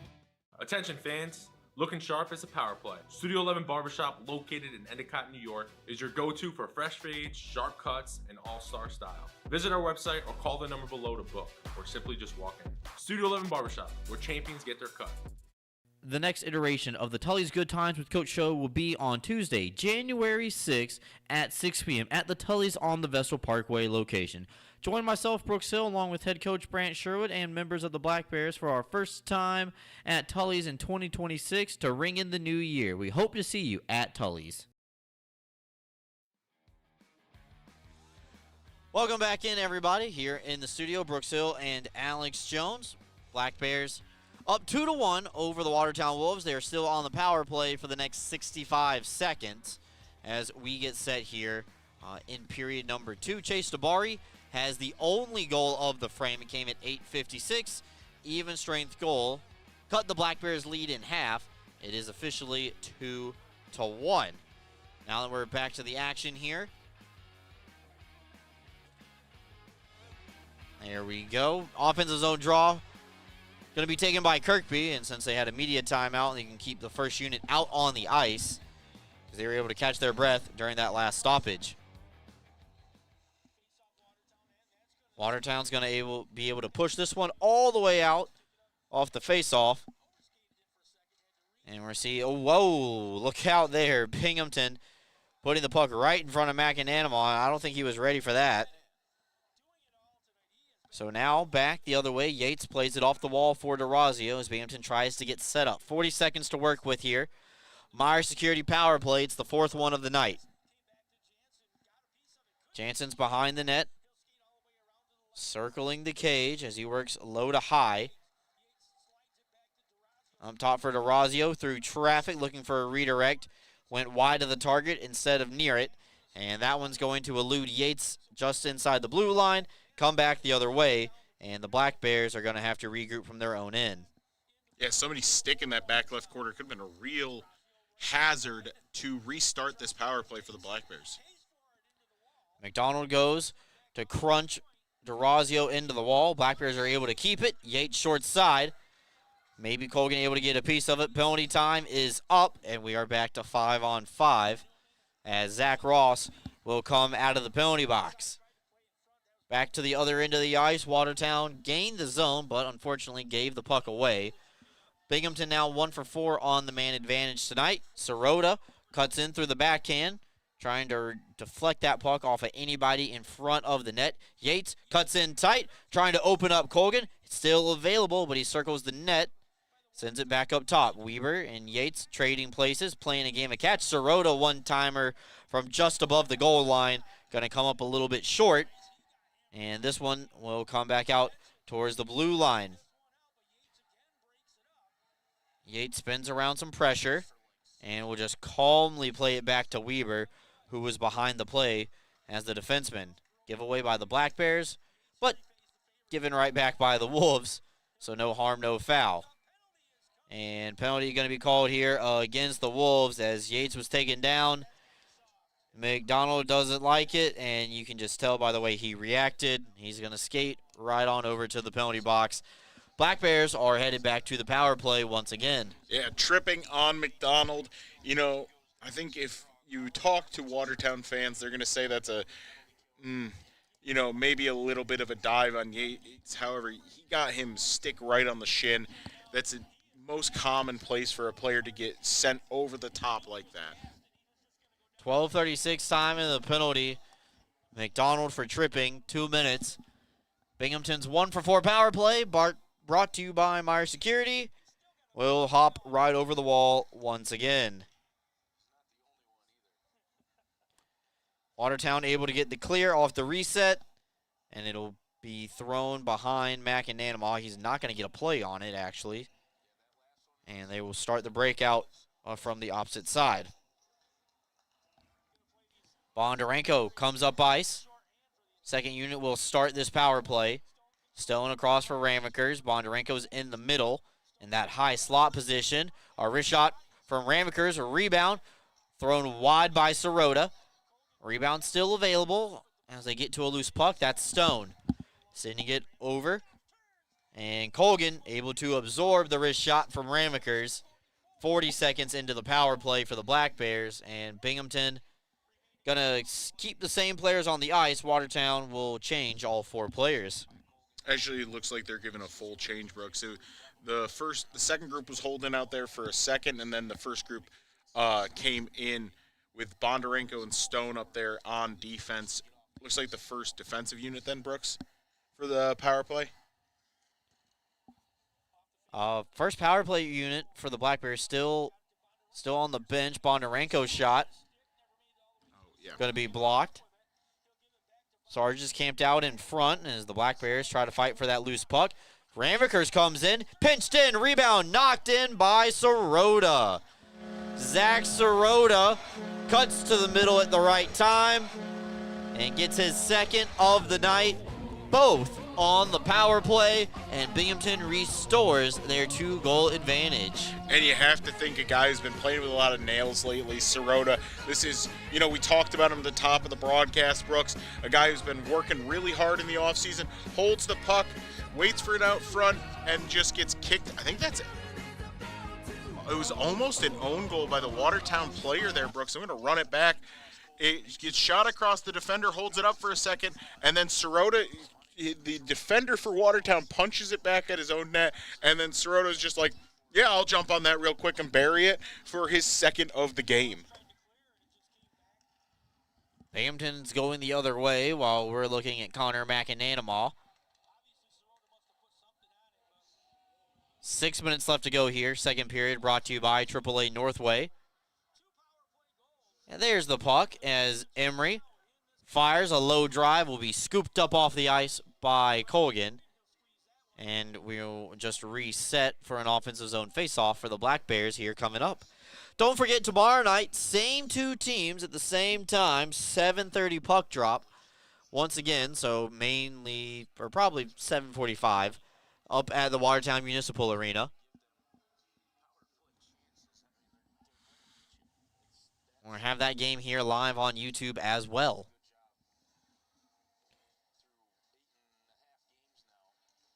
Kirkby loses the draw to Corrigan, and he will go off the glass. Held in, though, by Weber. Went through his own teammates' legs to keep the play alive. Let's see if the Black Bears can do something with this here. They got 23 shots on goal. 3 of them have found the back of the net. And that one finally gets poked out through the neutral zone. Wolves are skated in 2-on-2. Shevers fires. Tries to go right under the glove of McAnanamaw like Dabari did. But that time it went high over the net. Weber goes over calmly to the open man, and Stubbs goes off the wall on the backhand. And Binghamton going to be able to pull this one out. Stubbs will just glide it in on the backhand. Colgan sets it up on a tee for hitting in the corner. And now Stubbs ahead, looking for Emery joining the rush. Back across, Stone fires. Colgan's trying to locate it as it goes around the wall end to end. This one's going to get sent down the entire length of the ice, but McAnanamaw is going to play it. Under 5 minutes left to go. Stone starts his engine on the breakout. Now DeRazio, first came back from injury, comes over the line. Emery fires. Steered away by Colgan. Over to the far side. Corrigan up the wall, and this is out. Could be a 2-on-1 for the Wolves. Emery back skating, trying to nullify the odd man rush. Pass never got there. Second opportunity. Return to Cinder off the back side of the cage. Dabari cuts through the middle. Nobody saw him, though, as Zimmerman fumbled with it, not able to get a clean pass off. And Binghamton going to be able to thwart that opportunity from Watertown as it goes back into the neutral zone. Wolves are changing. Got to be careful of that. They got a lot of players in front of their own bench. Don't want to get caught with a too many men penalty because the Black Bears have scored on their last 2 of their last 3 power plays. And talk about neutralizing, Brooks. You said earlier as we get an icing here, the Black Bears doing a good job of neutralizing opportunities. Swain did a really good job with that on a previous play. And we'll talk about that more after the timeout. Are you ready to take your billiards game to a whole new level? Dragon Billiards Instruction and Pro Shop has everything you need to impress your friends and crush your opponents. American Q Sports certified coach Kim the Dragon Young is now accepting new students. From novices to pros, the Dragon helps you find your best game with in-person or online instruction available worldwide. Need help with stance, stroke, or alignment and aiming? We've got you covered. Looking for advanced cue control techniques and trick shots? No problem. Follow us on Facebook at Dragon Billiards Instruction and Instagram at Dragon Billiards Kim for free daily tips and drills, upcoming tournaments and events, as well as exciting contests and giveaways. Subscribe on Patreon for personalized video content. Visit our online pro shop for the lowest prices on the highest quality pool cues, accessories, and Dragon Billiards gear. Dragon Billiards Instruction and Pro Shop, breathing fire into your game.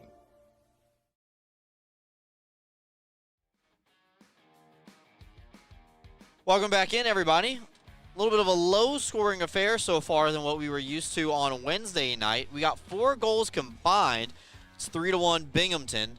As Dabari got on the board for Watertown earlier this frame, made it 2-1. But then Zach Sirota at 13:33 did give Binghamton an insurance goal to restore their 2-goal advantage. And one thing I was headed out at the break, or headed into the break, Brooks. Nick Swain, I want to give him his flowers there, did a really good job about 4 I want to say it was about 4:53 left. There was a odd man rush that came through.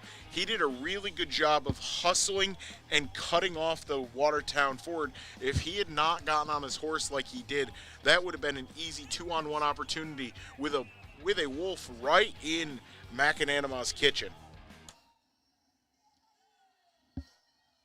Looks like Cooler Head's going to prevail that time. Looks like they just got some good position in the blue paint, and there was a little bit of contact with McAnanama, a little accidental on purpose, trying to get into C-Mac's head, but it takes a lot to rattle C-Mac. I was listening to the Power Play post show earlier this week and talked about how composed C-Mac stays throughout a game, no matter what the score is, no matter how he's playing.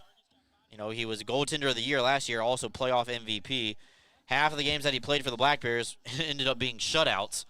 So I don't think that's ever happened across any level of pro hockey. Half of your playoff games are shutouts. That's how good he was playing. But look out, Benchik comes in on the breakaway, tries to pull it over on the post for his second goal of this 3-game set on the weekend. But Benchik just hit the side of the cage and trying to make it a 1-goal game once again. Rebounds available, and McAnanama grabbed an extra stick. Filipov with the opportunity on the second chance, and Benchik is just going to cover up while Benchik will get brushed away as McAnanama just covers up. 3:03 left to go. Some good chances right there for the Wolves, Alex. Yeah, and it all started, Brooks, with an absolute, one of those times where a player's trying to do the right thing. A Black Bear reached out, tried to break up the pass, but ironically enough, just slowed it down enough where Benchik was able to get that on his stick into a really good scoring opportunity. Offensive zone draw here for the Wolves. Actually stopped by McAnanama. Powers will run into Swain to keep the play alive, but Dabari blows a tire. And this one will just fall back to Kirkby behind the play. 23 shots for Binghamton, 21 for Watertown. Now DeRazio 3-on-2 with the Black Bears hurry. DeRazio finds Kirkby in the middle, but that pass will get deflected. End up behind the net where Colgan's located. And DeRazio, is he able to keep that puck in? No, he does not. I thought that was offside, and the linesman agreed with me. And this time around, Binghamton going to have to take a neutral zone draw.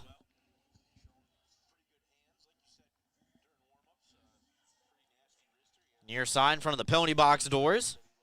Don't forget, folks, we have another period of Excite Motorsports Intermission Report coming up after this break.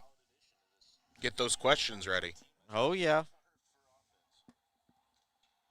I've already got one in the chamber for you, Brooks. Oh, dear. 2 minutes, 15 seconds left to go here in the AAA Northway period. DeRazio gets spun around trying to locate this puck. Jansen does find it, and then knocked out of midair by Yates. Can he catch up to it in time? No, that would have been a 2-on-1 opportunity for the Black Bears. It comes up just a little bit short. Now Yates reversing it back over to Bondarenko. Takes his man 1-on-1. Had his man in the blender, but just left the puck behind, unfortunately. Jansen cuts in towards the middle of the net. Binghamton with a lot of players up high right now. Dropped back over to Stone. This time it's held in onside. Down low for Binghamton. In tight looking for Jansen. He lets it go through. Quarterbacking Stone fires. Blocked by Newman. Ricochets off of Henning's stick in front. And back through the neutral zone. Stone blows a tire. Look out. Corrigan's in ahead of the play. Can Watertown make Binghamton play for Stone falling down? Looks like they're not going to be able to, as Binghamton able to get this out into the neutral zone. You know, it feels like, Brooks, that Watertown has the most falls or losing skate edges out of any ice arena in the Fed. Might be a little just home field advantage. The players from Watertown are used to it. Stretch pass ahead to Filipov. Hits the trail man. Shot goes wide by Corrigan. Rebound over to the Black Bears. 60 seconds left to go. Yates over for Ramekers. And tight looking for the man in front. Sirota, I believe, was just upended. Stretch pass. Dabari ahead of the play. He's onside, but a great knockdown by DeRazio. Another Wolves takes a spill.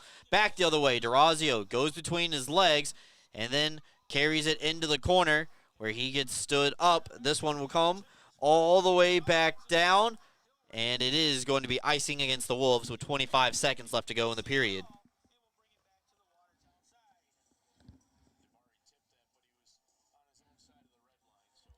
Just a long stretch here for the Watertown Wolves. Let's see if the Black Bears can make them pay. A lot of ice time here.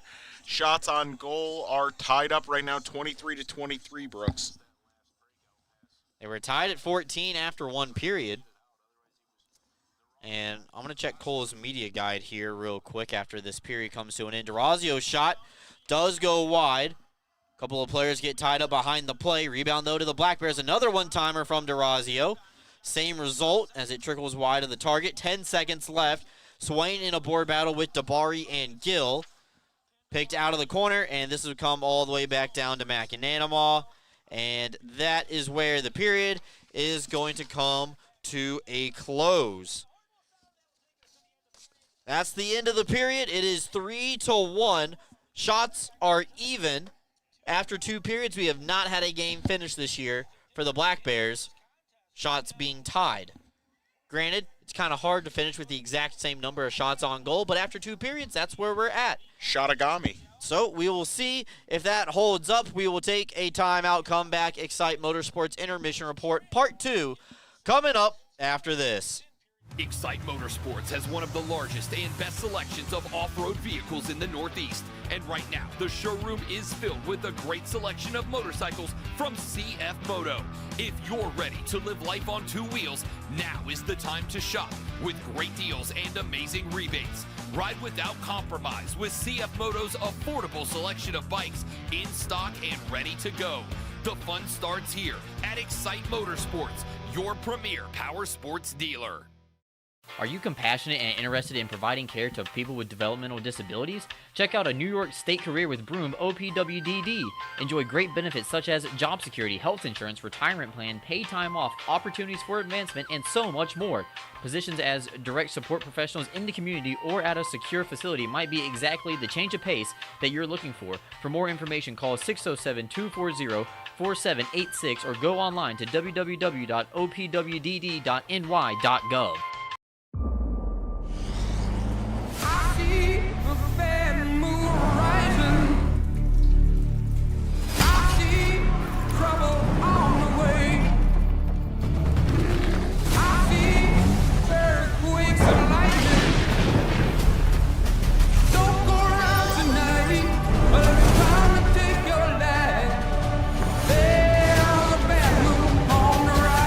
Toyota trucks. Let's go places. Are you kidding me?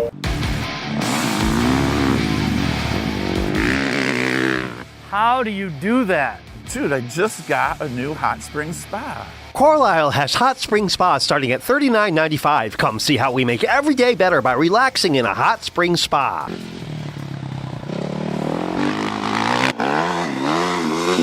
What happened to you today? You're shredding it.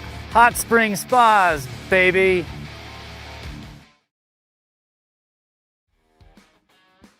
Welcome back in, everybody. Brooks Hill, Alex Jones here inside the Black Bears third floor studio. Very cold up here today.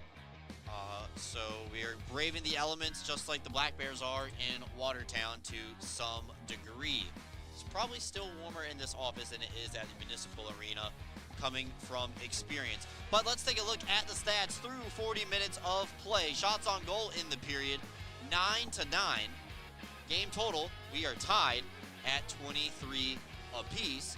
Watertown gets on the board from a goal from Chase Dabari at 8:56.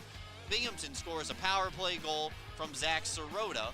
Ivan Bondarenko and Dan Stone getting the assist on the Sirota goal. So Bondarenko and Stubbs extend their point streak to now 19 games in a row, Alex. Yeah, and it's been, that has been a hard-fought game. Those in the chat helped me out. Chase Dabari was reminding me of Chase Hartwell from Danbury, a guy who plays a similar style of game, sort of that grinded-out guy with some speed and some scoring. It has been an excellent period, though, so far for the Black Bears, keeping that 2-goal lead headed into the intermission. And, Brooks, from Sirota's game, we talked about it a little bit in the beginning. He has added this little bit of a nastier element. You see him talking trash a little bit, a little more physicality. It looks like even over the offseason, he added some muscle to his frame to be able to play that net front presence sort of position. What have you seen from him so far this year? Well, I wouldn't be surprised. I don't think Sirota has upped his... I'm trying to think the right word here. I don't think he has upped his mental game. Mm-hmm. Let's say, maybe using his words a little bit. Yeah. I think that's probably still even par for the course. Yeah.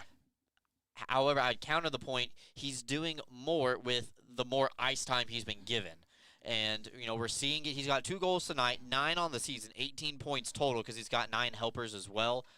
And I think we're just paying more attention to it because he's getting that much more ice time playing with Garrett Sargis and Mac Jansen right now on the second line. So it's a very good point. I do think he's put on a little bit more muscle. I think everybody has working out with Coach Quinville during the early parts of the season during training camp and also throughout the year as they have their optional days where a lot of guys will come in and they will just lift, not get on the ice, but still do a workout. They've been really good about that as well. Power play stats, Binghamton is 2 for 5 on the night. That is 40%. Watertown is 0 for 3. We're going to take a timeout, come back, update you on the out-of-town scoreboard because some scores have changed since the last time we talked to you. We're going to take a timeout here. We'll be back right after this.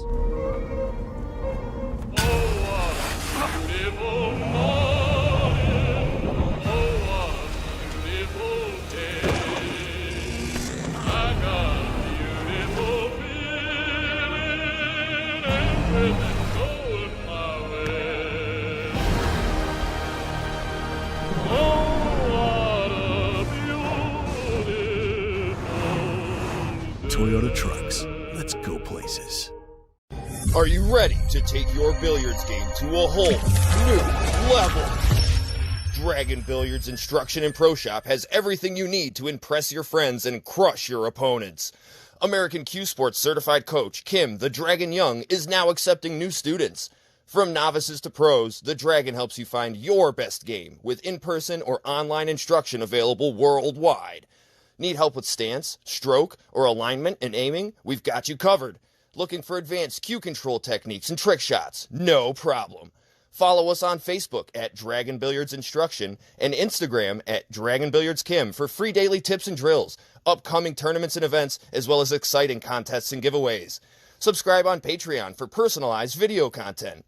Visit our online pro shop for the lowest prices on the highest quality pool cues, accessories, and Dragon Billiards gear. Dragon Billiards Instruction and Pro Shop, breathing fire into your game. Life is short. Don't get shortchanged. Get a machine with the features you want. All standard, and all at a great price. Ride without compromise. CF Moto. Experience more together. Browse, buy, ride. The fun starts here at Excite Motorsports, your premier power sports dealer.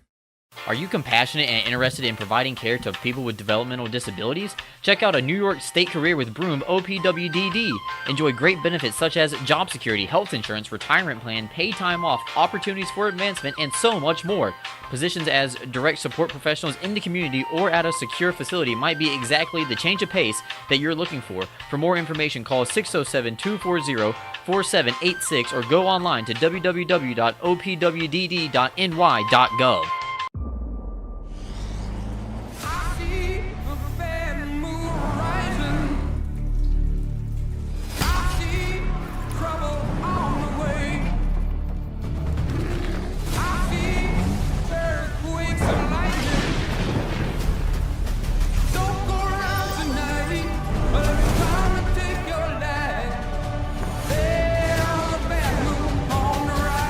Toyota Trucks. Let's go places.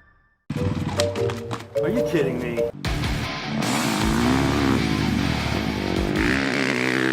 How do you do that? Dude, I just got a new hot spring spa. Carlisle has hot spring spas starting at $39.95. Come see how we make every day better by relaxing in a hot spring spa.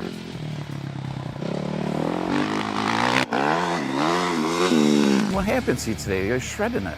Hot spring spas, baby. Elevate the way you celebrate at Sky Zone Binghamton Vestal for a full-service experience. Our hosts will take over the details while you sit back and enjoy watching your kids make memories with their birthday guests.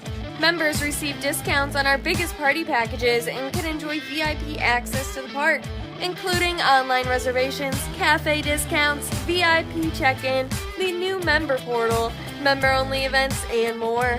Visit Sky Zone Binghamton Vestal, formerly known as Defy Vestal, today.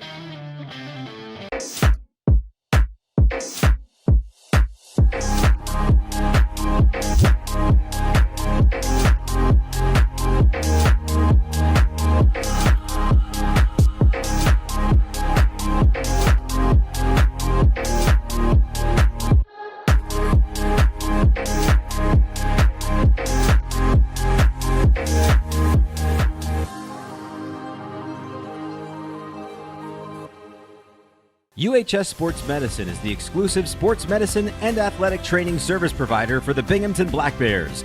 If injuries are keeping you from playing, please call the UHS Sports Medicine hotline at 75-SPORT to be seen by a sports medicine specialist. That's 75-SPORT. Go with the winner, Jeff Kai's Auto Sales. We have a huge selection of vehicles and every tool available to fit everyone's credit needs. If you've been told no before, I say no when it feels so good to say yes. Get the vehicle you deserve. Yes! That's awesome! With our guaranteed credit approval program, which can easily be filled out online at jeffkais.com. Jeff Kai's Auto Sales, Appalachian. Go with the winner, Jeff Kai's. Welcome back in, everybody. Brooks Hill and Alex Jones here. Excite Motorsports Intermission Report. Browse, ride, and buy. Free next-day delivery to New York and Pennsylvania. You can visit them online anytime at excitemotorsports.com. Let's update you on the out-of-town scoreboard. The Indiana Sentinels lead the Port Huron Prowlers by a score of 3-2. PD Ice Cats still holding at the same score over the Danbury Hat-Tricks. They lead 3-1. Twin City leads Blue Ridge 3-1 in the second period, and Athens and Baton Rouge are tied at 2 down in Louisiana.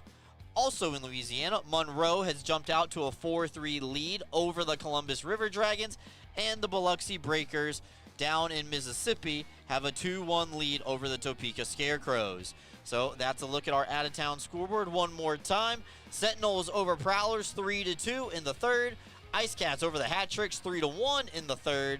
Twin City leads Blue Ridge 3-1 in the second. Athens and Baton Rouge tied at 2 in the second.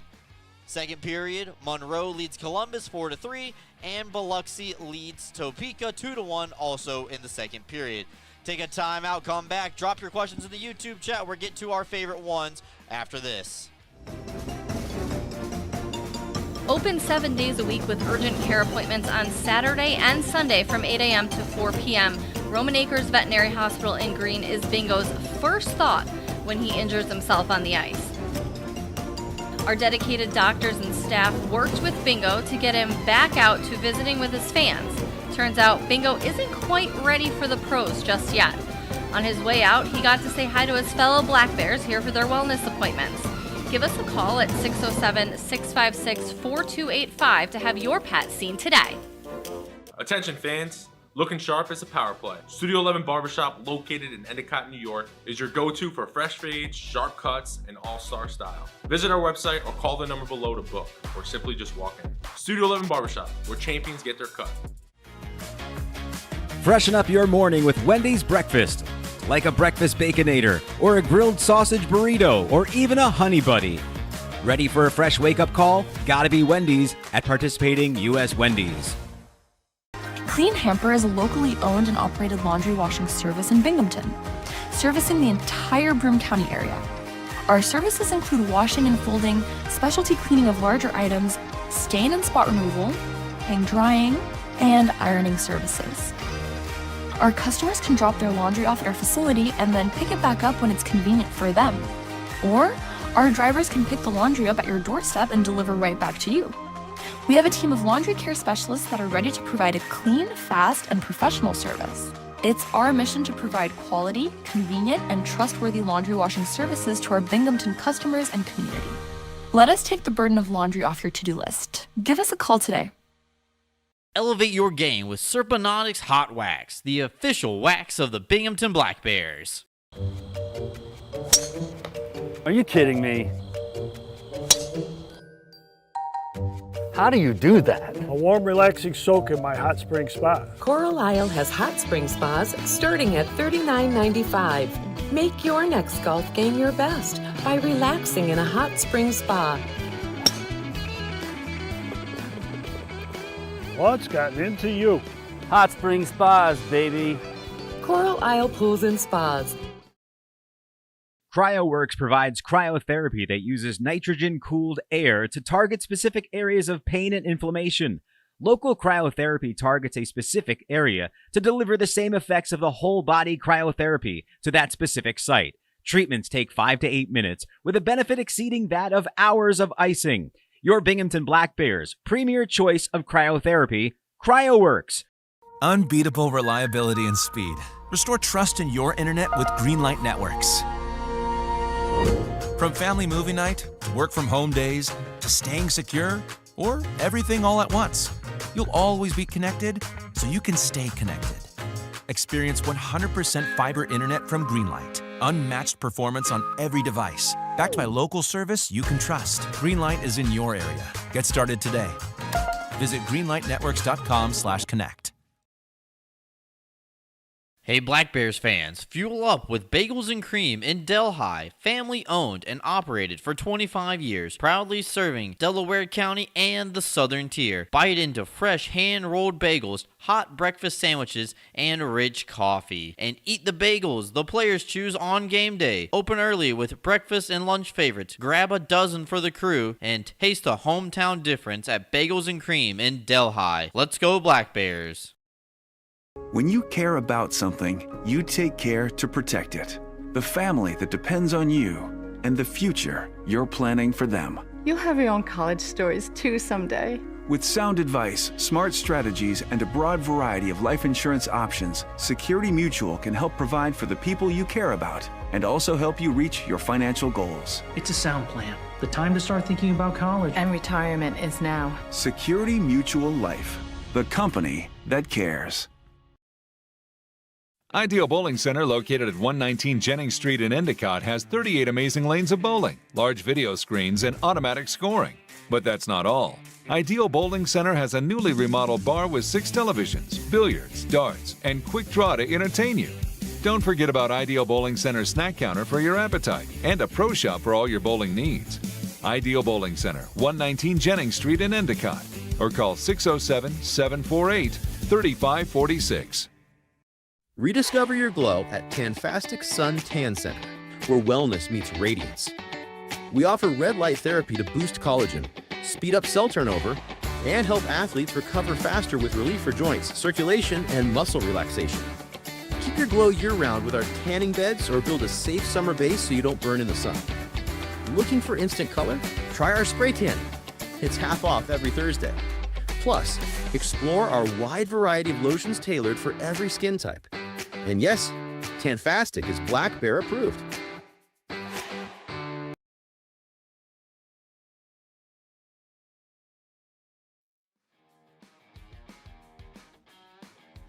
Welcome back in, everybody. Excite Motorsports Intermission Report. Browse, ride, and buy. Free next-day delivery to New York or Pennsylvania. You can visit them online anytime at excitemotorsports.com. Connor McAnanamall looking to go for his 13th win of the season. Dominic Tomei picked up his 10th win of the year on Wednesday night. It'll be interesting to see if the Black Bears go to Tomei tomorrow night or if they will go back to McAnanamall. Depends on probably how many shots this game will finish with. We are tied right now at 23 apiece. All right, Alex, I know you found some YouTube questions for us, so why don't you go ahead and try to contain yourself, but pick out your favorite ones, and let's ask some questions here before we get set to go as the guys start to make their way back to the ice. Yeah, the first question, Brooks, is going to be, this is one of my personal favorite thought experiments. if you hit the Powerball, let's say the 1.7 billion, always take the cash option. It's always better. You'll make more money on the back end investing it.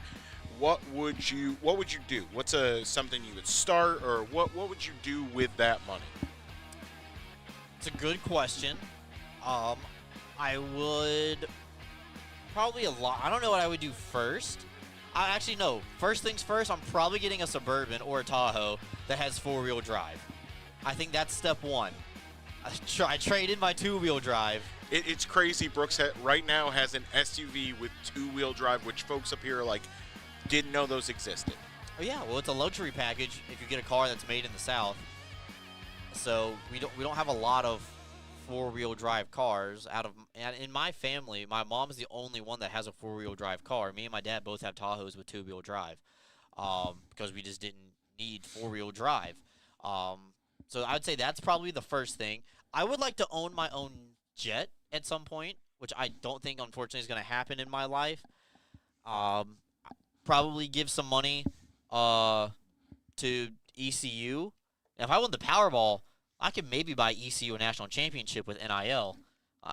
Granted, maybe that's only like maybe a 2 or 3 year kind of thing as we return to play, but didn't work out for Texas Tech spending the most money this year. So it's a kind of a little bit of a catch-22. Shout out Micah Hudson. Yeah, so I would say 4-wheel drive Tahoe, a jet, and ECU making the playoff. That can happen without winning the Powerball, and I think they're in a good spot for it next year. But the Black Bears now looking to close this game out. They have a 2-goal advantage over the Wolves, and now that we're back in play, it's brought to you by our friends at Mama Bear Brand here for the third period. We start the period at 5-on-5. Binghamton's had 5 power plays. Watertown has had 3. Bondarenko drives the right wing wall, gets around the defender, centers up looking for Stubbs. Not able to find CJ, but Kirkby keeps the play alive, shooting it behind the net. Roger Powers, newcomer defenseman for the Wolves, quarterbacks this breakout. 50 seconds gone here in the third period, as it'll go all the way back down to McAnanamaw. I actually thought DeBari just stole it away from that defender's stick. But this one will send it back down to Colgan as the goalies play a little bit of a game of catch, inadvertently sending it end-to-end early in this period. So, Alex, what are some things you're looking for if you're the Black Bears here? You got a 2-goal lead in the third period, but you're definitely going to be looking for some more. Sirota will skate in, his shot will go high, and now that Watertown goes through the neutral zone, I'll let you answer that question. So I think you got to stick with the hot hand. You might bump Sirota up a line, give him a little extra time. He has been playing like a man possessed today. Maybe you can keep him in the same line, but just give that second line some extra time. Stay out of the penalty box. I mean, that's just a universal one. But you got no dumb penalties. Don't give Watertown any free chances to get back in this thing. And the final thing is eliminate some of the bad turnovers we saw right there. An iffy turnover from the Black Bears. If they can limit those turnover opportunities, it gives them a excellent shot to control the clock this period and take it down to the final whistle. McDonald has a shove for DeRazio on the way through. It's picked away, and now the Black Bears go back the other way. Sent back around the wall, and Cervoni keeps the play alive inside the blue line. Nobody down low for the Black Bears to swarm that puck, but Yates at the kick plate near side wall puts it right back down low. Watertown having a little bit of a hard time bringing out the puck in their own end. As McDonald actually hits the referee's skate, it jets right back out in front of the net. Unfortunately for the Black Bears, they did not have anybody out there. And that would have counted if Binghamton was able to have the opportunity. Yates cuts in. He's upended. Referee's arm stays down. We're stay at 5-on-5. Stone walking the line. Wrist shot. Hops into the glove of Colgan. And he's able to make the grab with 3 minutes gone here in period number 3. Yeah, and Bondarenko thought he had a little bit of an opportunity there. Colgan juggles the puck in his glove, and Bondarenko tried to just almost steal it out of his glove with the blade of his stick. Colgan notices at the last second and closes the trapper on that puck.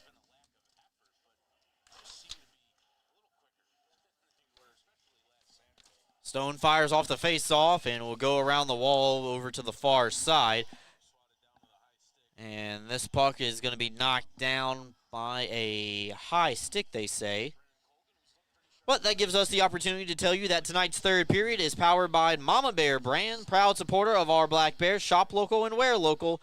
Stay confident in all styles, made for all bodies. Visit mamabearthebrand.com. Mama Bear brand, all bodies are beautiful.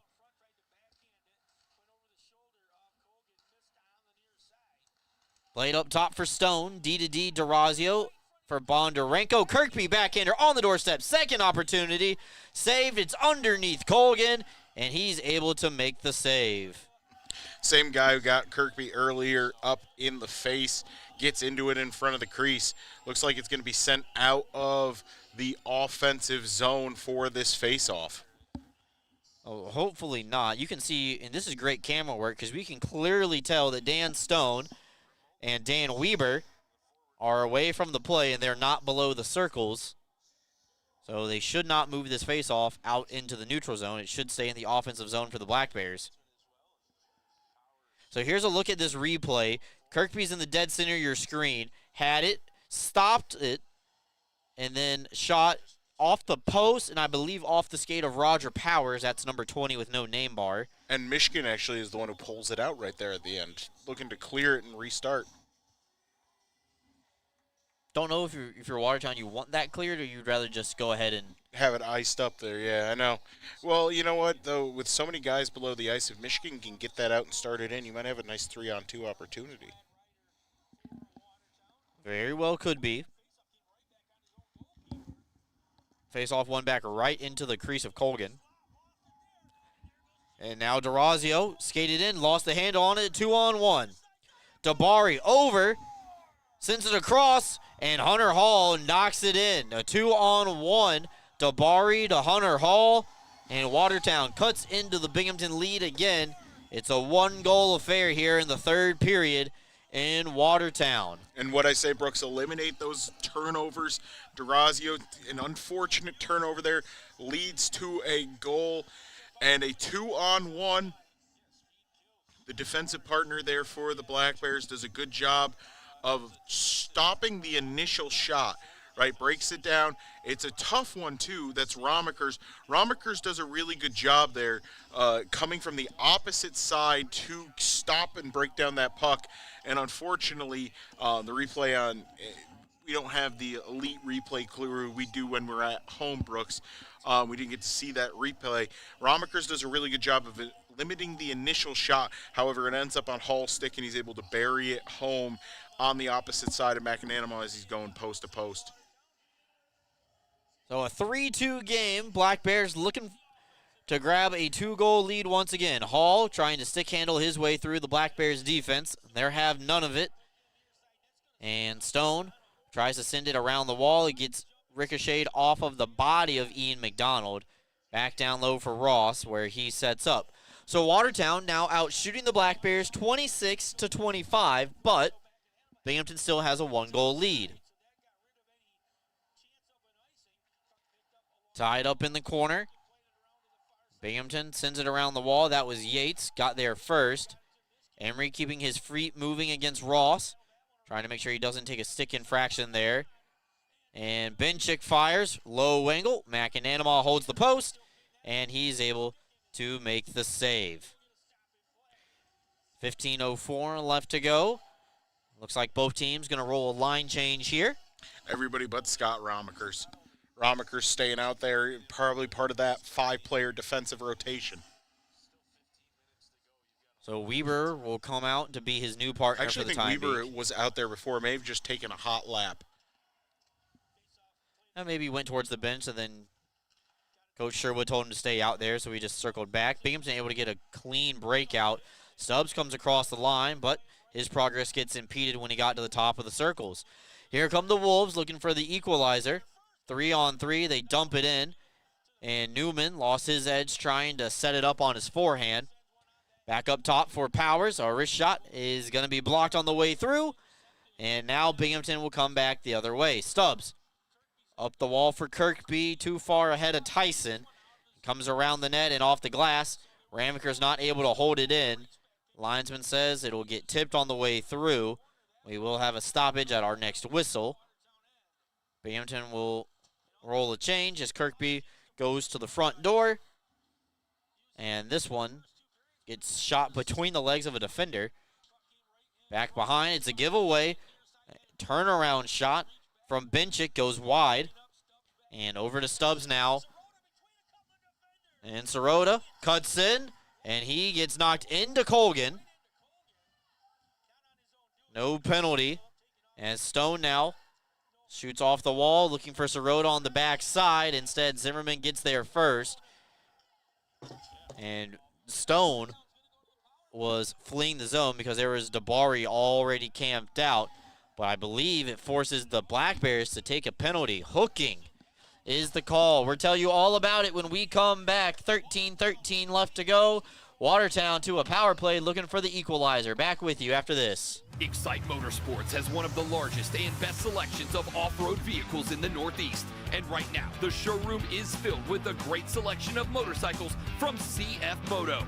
If you're ready to live life on two wheels, now is the time to shop with great deals and amazing rebates.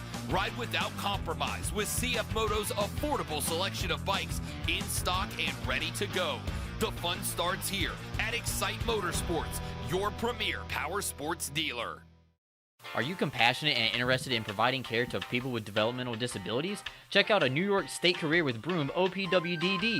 Enjoy great benefits such as job security, health insurance, retirement plan, paid time off, opportunities for advancement, and so much more. Positions as direct support professionals in the community or at a secure facility might be exactly the change of pace that you're looking for. For more information, call 607-240-4786 or go online to www.opwdd.ny.gov.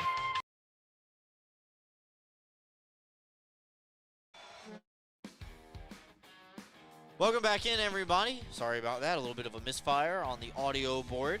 Black Bears lead 3-2, but Zach Sirota in the penalty box at 6:17 of the period.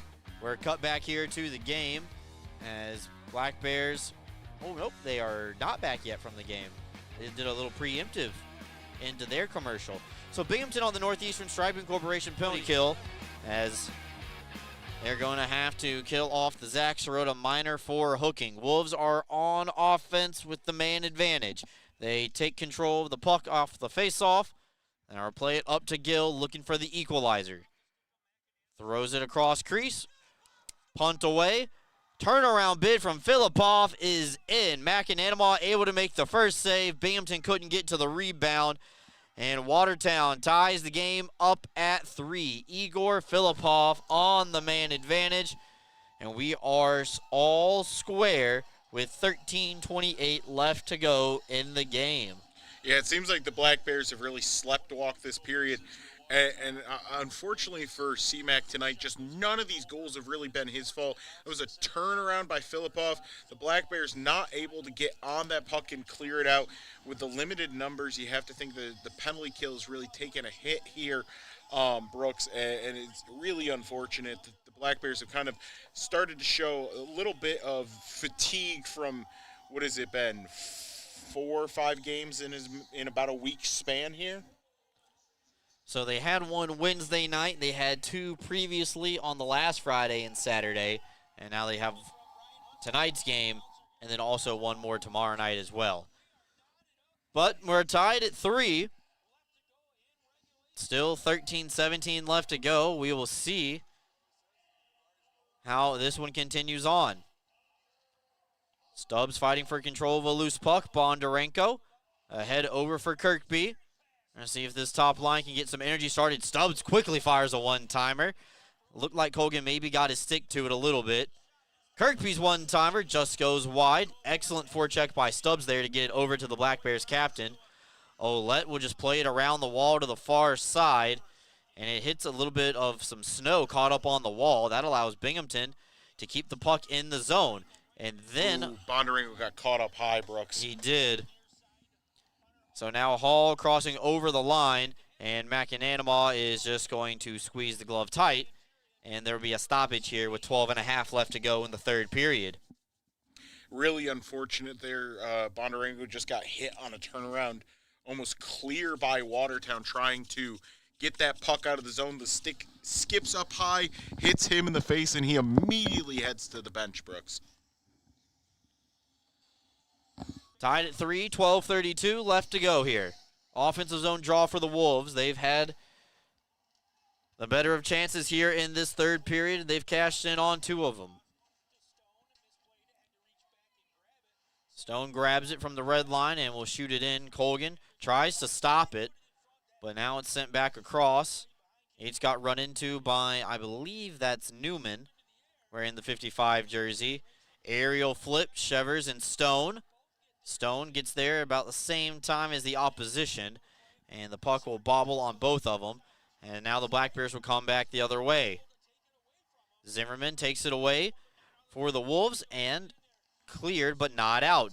DeRazio steps into a shot. Colgan makes the save off the one-timing slap shot bid from DeRazio. That was a hard shot by DeRazio. Feels like the first time we've seen him really get a hold of one so far this game. Just lays into it from a short range. Colgan's all over it.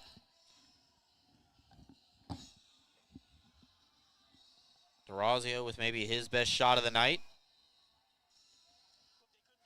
And now Sirota will come out with Stubbs and Jansen. So it looks like Bondarenko is still getting some repairs.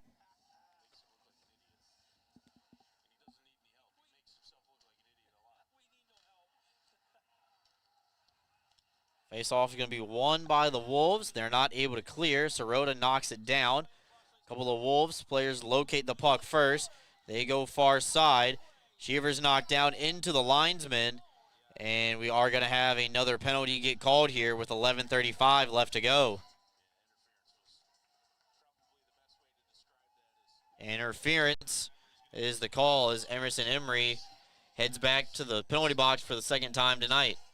Yeah, you know, that's interesting, Brooks. I don't 100% know. I think maybe Emerson Emery thought the puck was there and Shevers hadn't played the puck yet, and that's what the officials saw. It was a little bit of a bang-bang play. Hard to see from our vantage point on that one that the puck was not played by Shevers. Face-off won back by Watertown. Northeastern Striping Corporation penalty kill once again. A loose puck's available. McAnanama tries to locate it. Kirkby finds it first, and Binghamton's going to try to come back the other way. Mishkin able to pickpocket Stubbs, and this one in the Watertown end.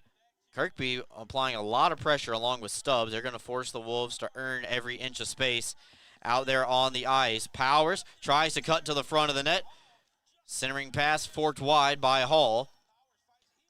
And now Powers back up top, sending it for Gill. It's got a lot of space. It got a penalty coming up. And somebody lost their stick.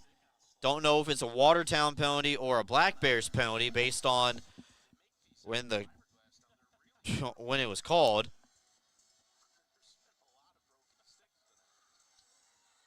Looks like it's going to be Dan Weber, Brooks. So Dan Weber is guilty of slashing. This is a huge moment in the game for the Black Bears, Brooks. An extended, a long 1 minute and 20 seconds of 5-on-3 with 10:50 and some change left in the third period. 9:07 left to go, and the Black Bears only playing with 5 defensemen tonight. So now you have 1 in the penalty box. You only got 4. Well, I mean, Emerson Emery, too, has been, it looked like playing a few shifts as a defender. So, really, you got like 1.5 in there.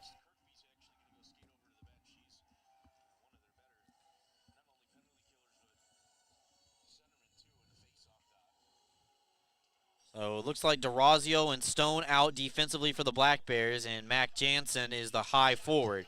This is a 5-on-3, a one-timer. It is knocked away by McAnanama. Binghamton will take any whistle they can get in this situation at any point. Now Gill plays it out wide. This one from Powers goes high and wide around the wall. Jansen's going to try to pressure, get to that loose puck. DeRazio up top for Powers, it's blocked by Jansen, and it does get past the blue line out into the neutral zone. So Watertown's going to be forced to tag up, and then Sirota makes life difficult for Gill, but he eventually does cross over the line as Watertown gets set back up. Binghamton working in the triangle.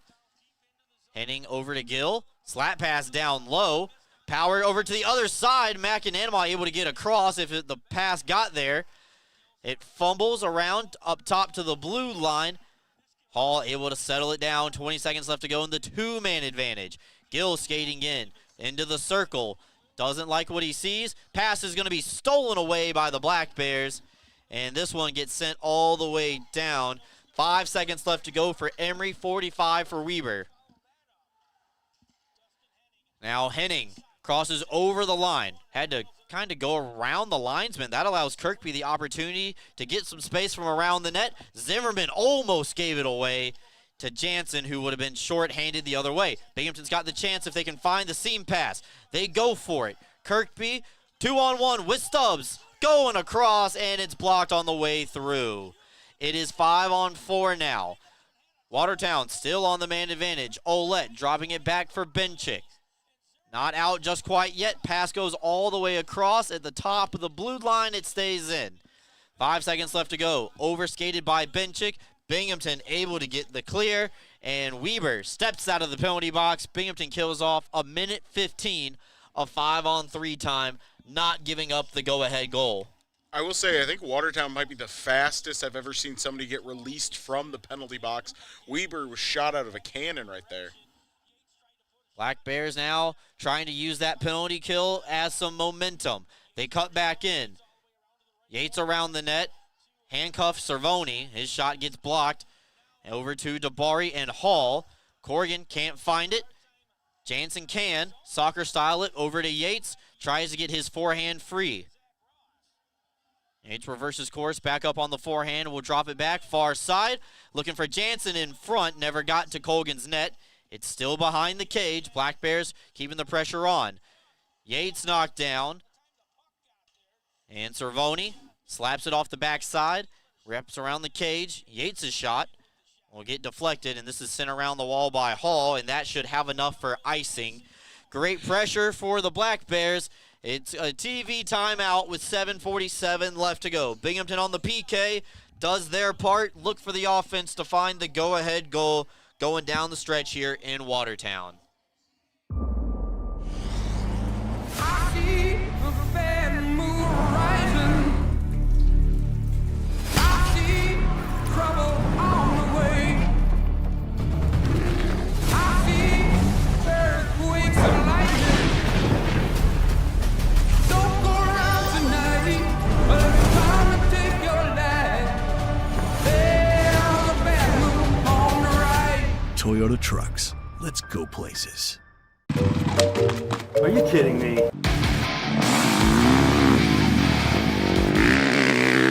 How do you do that?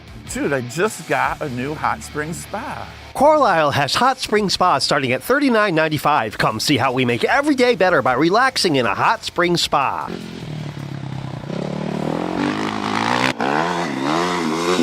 What happened to you today? You're shredding it. Hot Spring Spas, baby.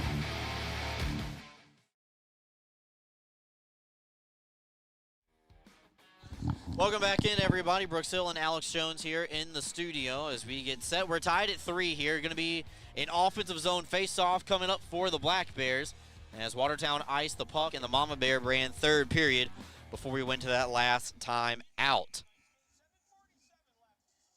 A couple of good PKs for the Black Bears. Watertown leading, actually no, tied in shots on goal now, 29 apiece. Try to see if Binghamton can find the go-ahead goal or see if they were destined for overtime here. Really lucky for Watertown that they head into immediate timeout. They had an extended period with those bodies on the ice. Swain behind the net for Stubbs, looking far side.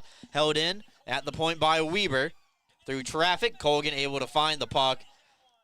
And then we'll have some extracurriculars after the whistle, but it looks like everyone's going to be able to skate away this time.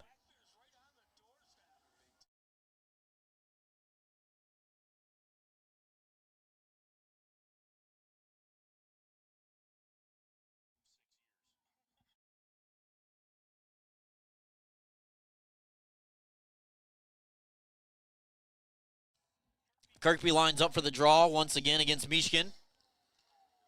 Binghamton wins the face-off back. Not able to be handled cleanly by Weaver, but he's able to dump it in low. Black Bears getting set up as Filippov will go off the wall. And this one just comes outside the blue line. Mishkin out wide, driving left wing side. Tries to dance around Weaver, but Weaver able to poke it off of his stick. Black Bears turn it over right in front of their own net. And then Mishkin able keep the play alive here for a split second. And now Ramaker's back over in his own end as Binghamton having a little bit of a hard time getting the puck up the ice. But it looks like Stubbs finally able to poke it out into the neutral zone. 6:50 left to go here in the third period. Wolves, go ahead, Alex. And Brooks, it seems like the Wolves have come out here with a serious feeling of they need to get this goal. They're putting utmost pressure. They really have been just getting all over the Black Bears to end this game. And it seems like the sense of urgency is really kicked in for the for Watertown rather than for, the Black Bears are still playing their game. They're a little lax. They just kind of, you see that they can almost assume that a goal is coming for them. It's not if, but when, whereas Watertown is really putting the all-out pressure on. No icing there. And Stone finds the man in the middle. It's Gavin Yates. Middle lane drive. Gets upended on the way through, but a great lift by Sargis. Gets the puck down low. Wolves able to poke it through neutral ice. Stone over to DeRazio. Little shoulder fake to try to get the defender to go towards the middle of the ice so he could go back to Stone. Binghamton crosses back over the line, but Yates throws it right to the middle. And this will go off the wall. Stone and Dabari get tangled up with each other.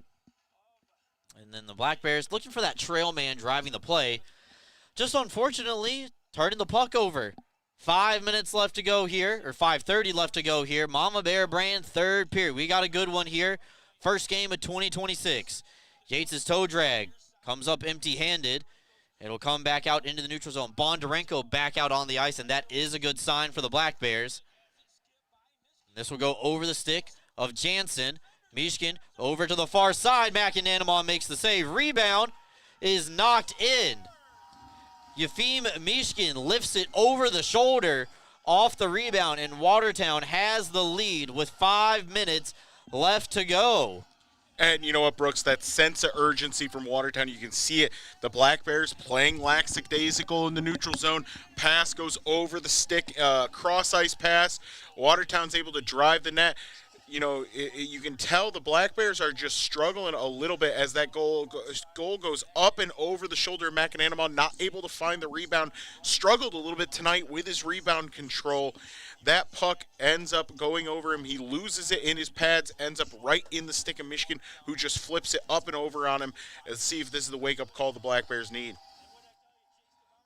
5 minutes left to go here in the third period. Black Bears need one to find the equalizer. Hunter Hall's ahead of the play. It seems like, Brooks, that the Watertown has activated their cherry-picking protocols. They have had a guy up top almost this entire third period shooting into the zone early. Well, we'll take our final timeout. 4:39 left to go. Wolves lead the Black Bears 4-3. We're back with you after this. Elevate the way you celebrate at Sky Zone Binghamton Vestal for a full-service experience. Our hosts will take over the details while you sit back and enjoy watching your kids make memories with their birthday guests. Members receive discounts on our biggest party packages and can enjoy VIP access to the park, including online reservations, cafe discounts, VIP check-in, the new member portal, member-only events, and more. Visit Sky Zone Binghamton Vestal, formerly known as Defy Vestal, today.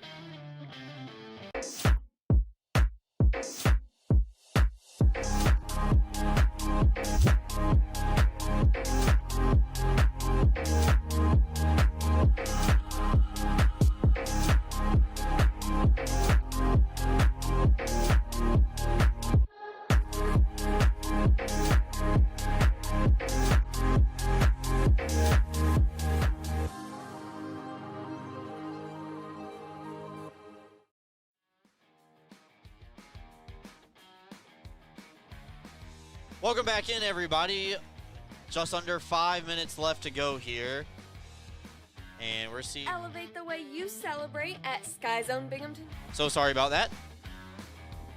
They're trying to get the replay shown because they came back from their commercial early. That's my fault. Macananama able to make the initial save, but Mishkin just fights for the rebound and gets caught up in the pads.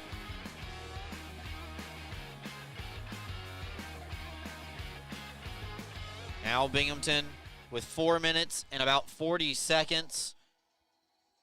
Looking to find one. A lot of tired legs on the ice for the Black Bears, Brooks. This is you can see that the 5 defenders really affecting that defensive core. Now Sargis is out wide, her fire, and that one gets deflected and it goes into the netting.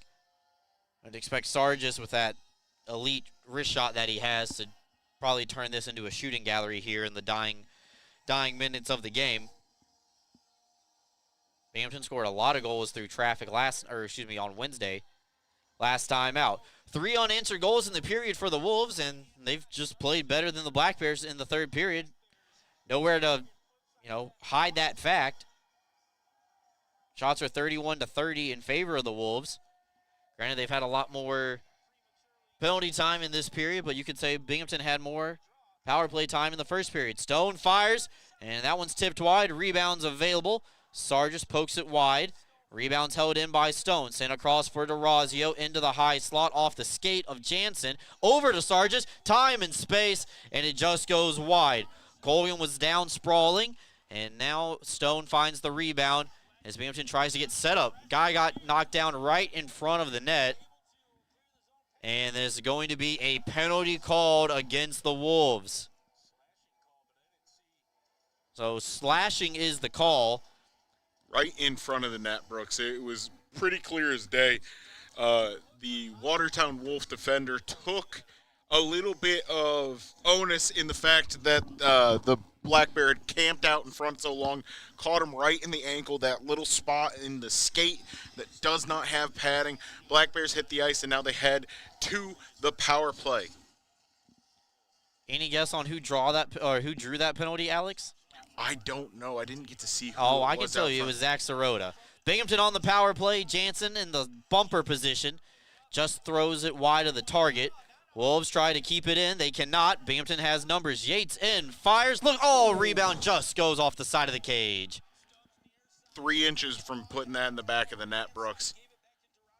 Some good looks for the Black Bears. Just got to stick with it. Don't force it.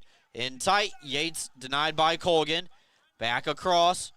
Over for DeRazio. Skate to stick now. Yates, far side. Stubbs. Back for DeRazio. Through traffic and a kick save. That's a beauty by Brendan Colgan. 3:20 left to go here. A minute 15 on the power play. Wrist shot. Knocked down. Colgan can't grab the rebound. It's still available. Bounces into the blue paint off of Jansen. And Colgan is able to make the save. And what a heads-up play there. I believe that was C.J. Stubbs who had that play in front of the net. Looked to throw it off Jansen, off his body so that it would land at Jansen's feet and have him be able to bury it in the back of the net from close range. Colgan is playing out of his mind, though, Brooks. Yeah, he's having a great period. Binghamton with 1:09 on the power play. First unit's going to stay out there. Wouldn't be surprised if we see the Black Bears call a timeout during this power play sequence eventually. This one gets out of the zone as they pepper Yates. Quick re-entry, though, for the Black Bears. Come back over far side. Played back over to Yates and now sent across. Binghamton will shoot. That one goes wide and nobody there. And it will come all the way back down to Yates in his own end. 2:30 left to go here, 35 seconds on the power play. They find Yates far side, but they're offside. Smart play. Ooh, no, I thought Yates actually touched the puck there. So now Watertown's just going to be able to slap this one all the way down to Macananama. So that top unit's going to get a rest. We will probably see them in some capacity here soon. Sargis got tangled up And now Black Bears come back the other way. Fired by Bondarenko, and I believe he healed it.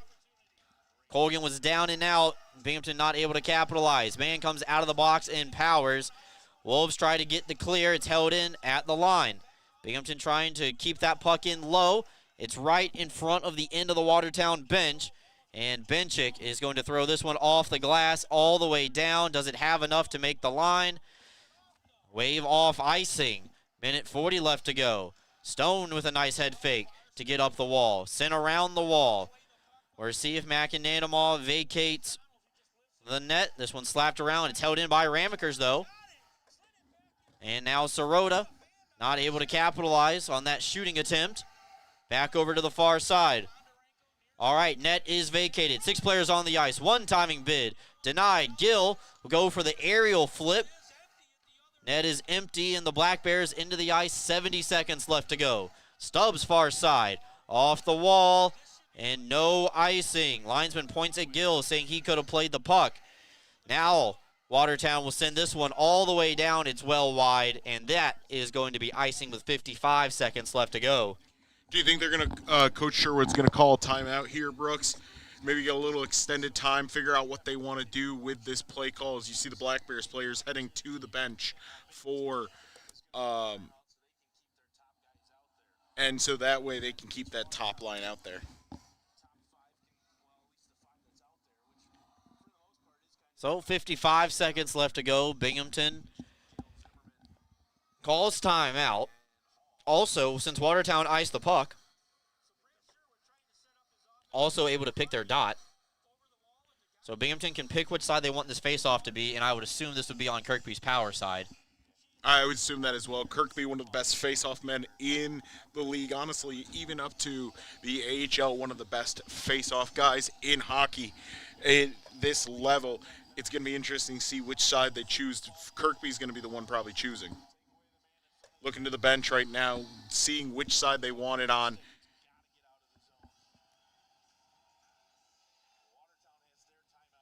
Watertown still has their timeout. 54 seconds left to go. Stubbs, interestingly enough, Brooks taking the face-off here. Okay. It was on Stubbs' power side. Won back cleanly by the Black Bears. Now Stubbs has it in the circle. 6-on-5 opportunity. DeRazio back down low. Stubbs looking for the centering pass. Had a man in the slot. This one's going to be cleared once again. That should have enough for icing as well. And this is the same result against Watertown with 36 seconds left to go. See if Binghamton tries to run the exact same play, because it looks like DeRazio threw the puck towards the same side of the ice.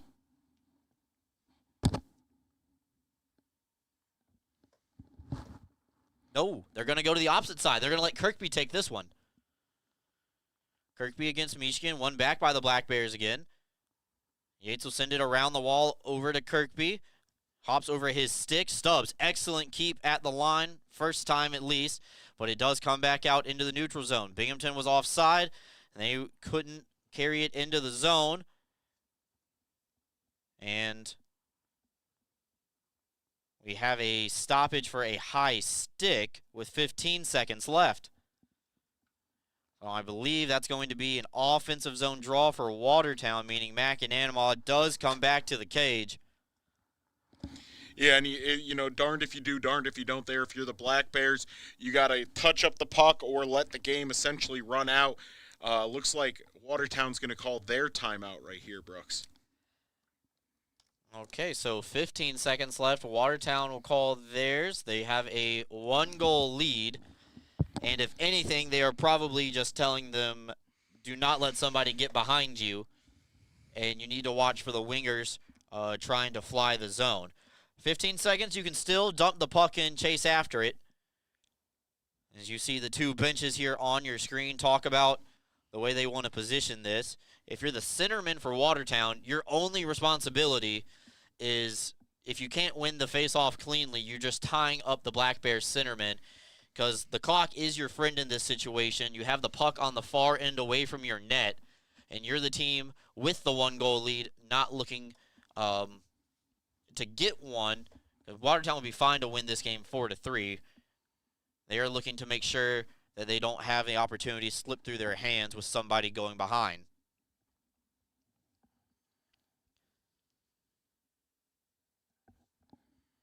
Colgan has had a heck of a third period, Brooks. He has been standing on his head. The Black Bears have been throwing everything against him.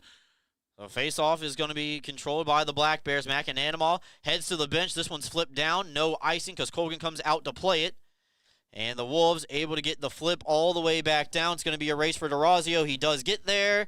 There is still time on the clock. Even though I believe the Watertown official has stated that the Watertown clock ran out. They're probably going to put 3 seconds back on this.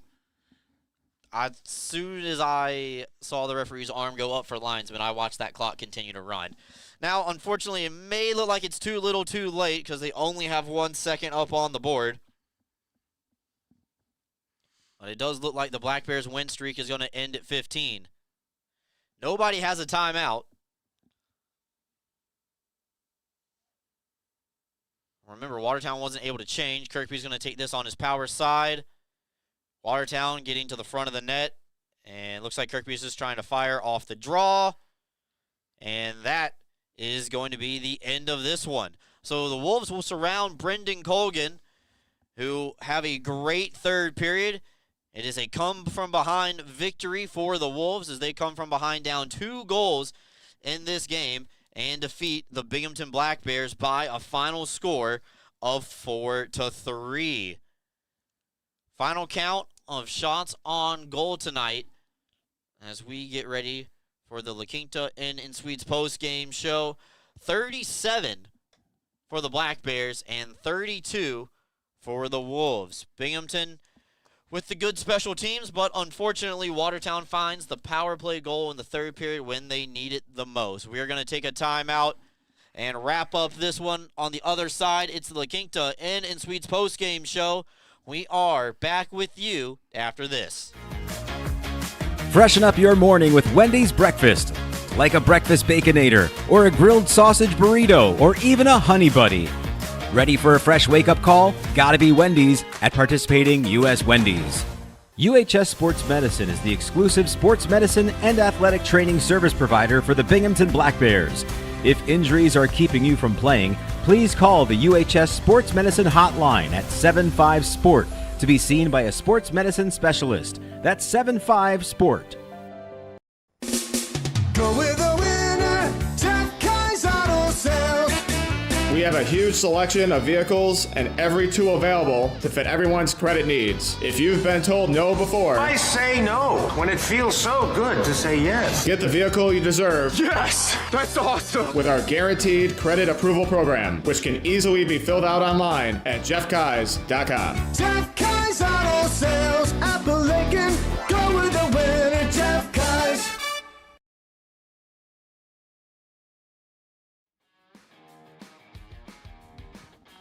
Welcome back in, everybody. Brooks Hill and Alex Jones here, wrapping up this one best we can. Watertown defeats Binghamton for the first time this season.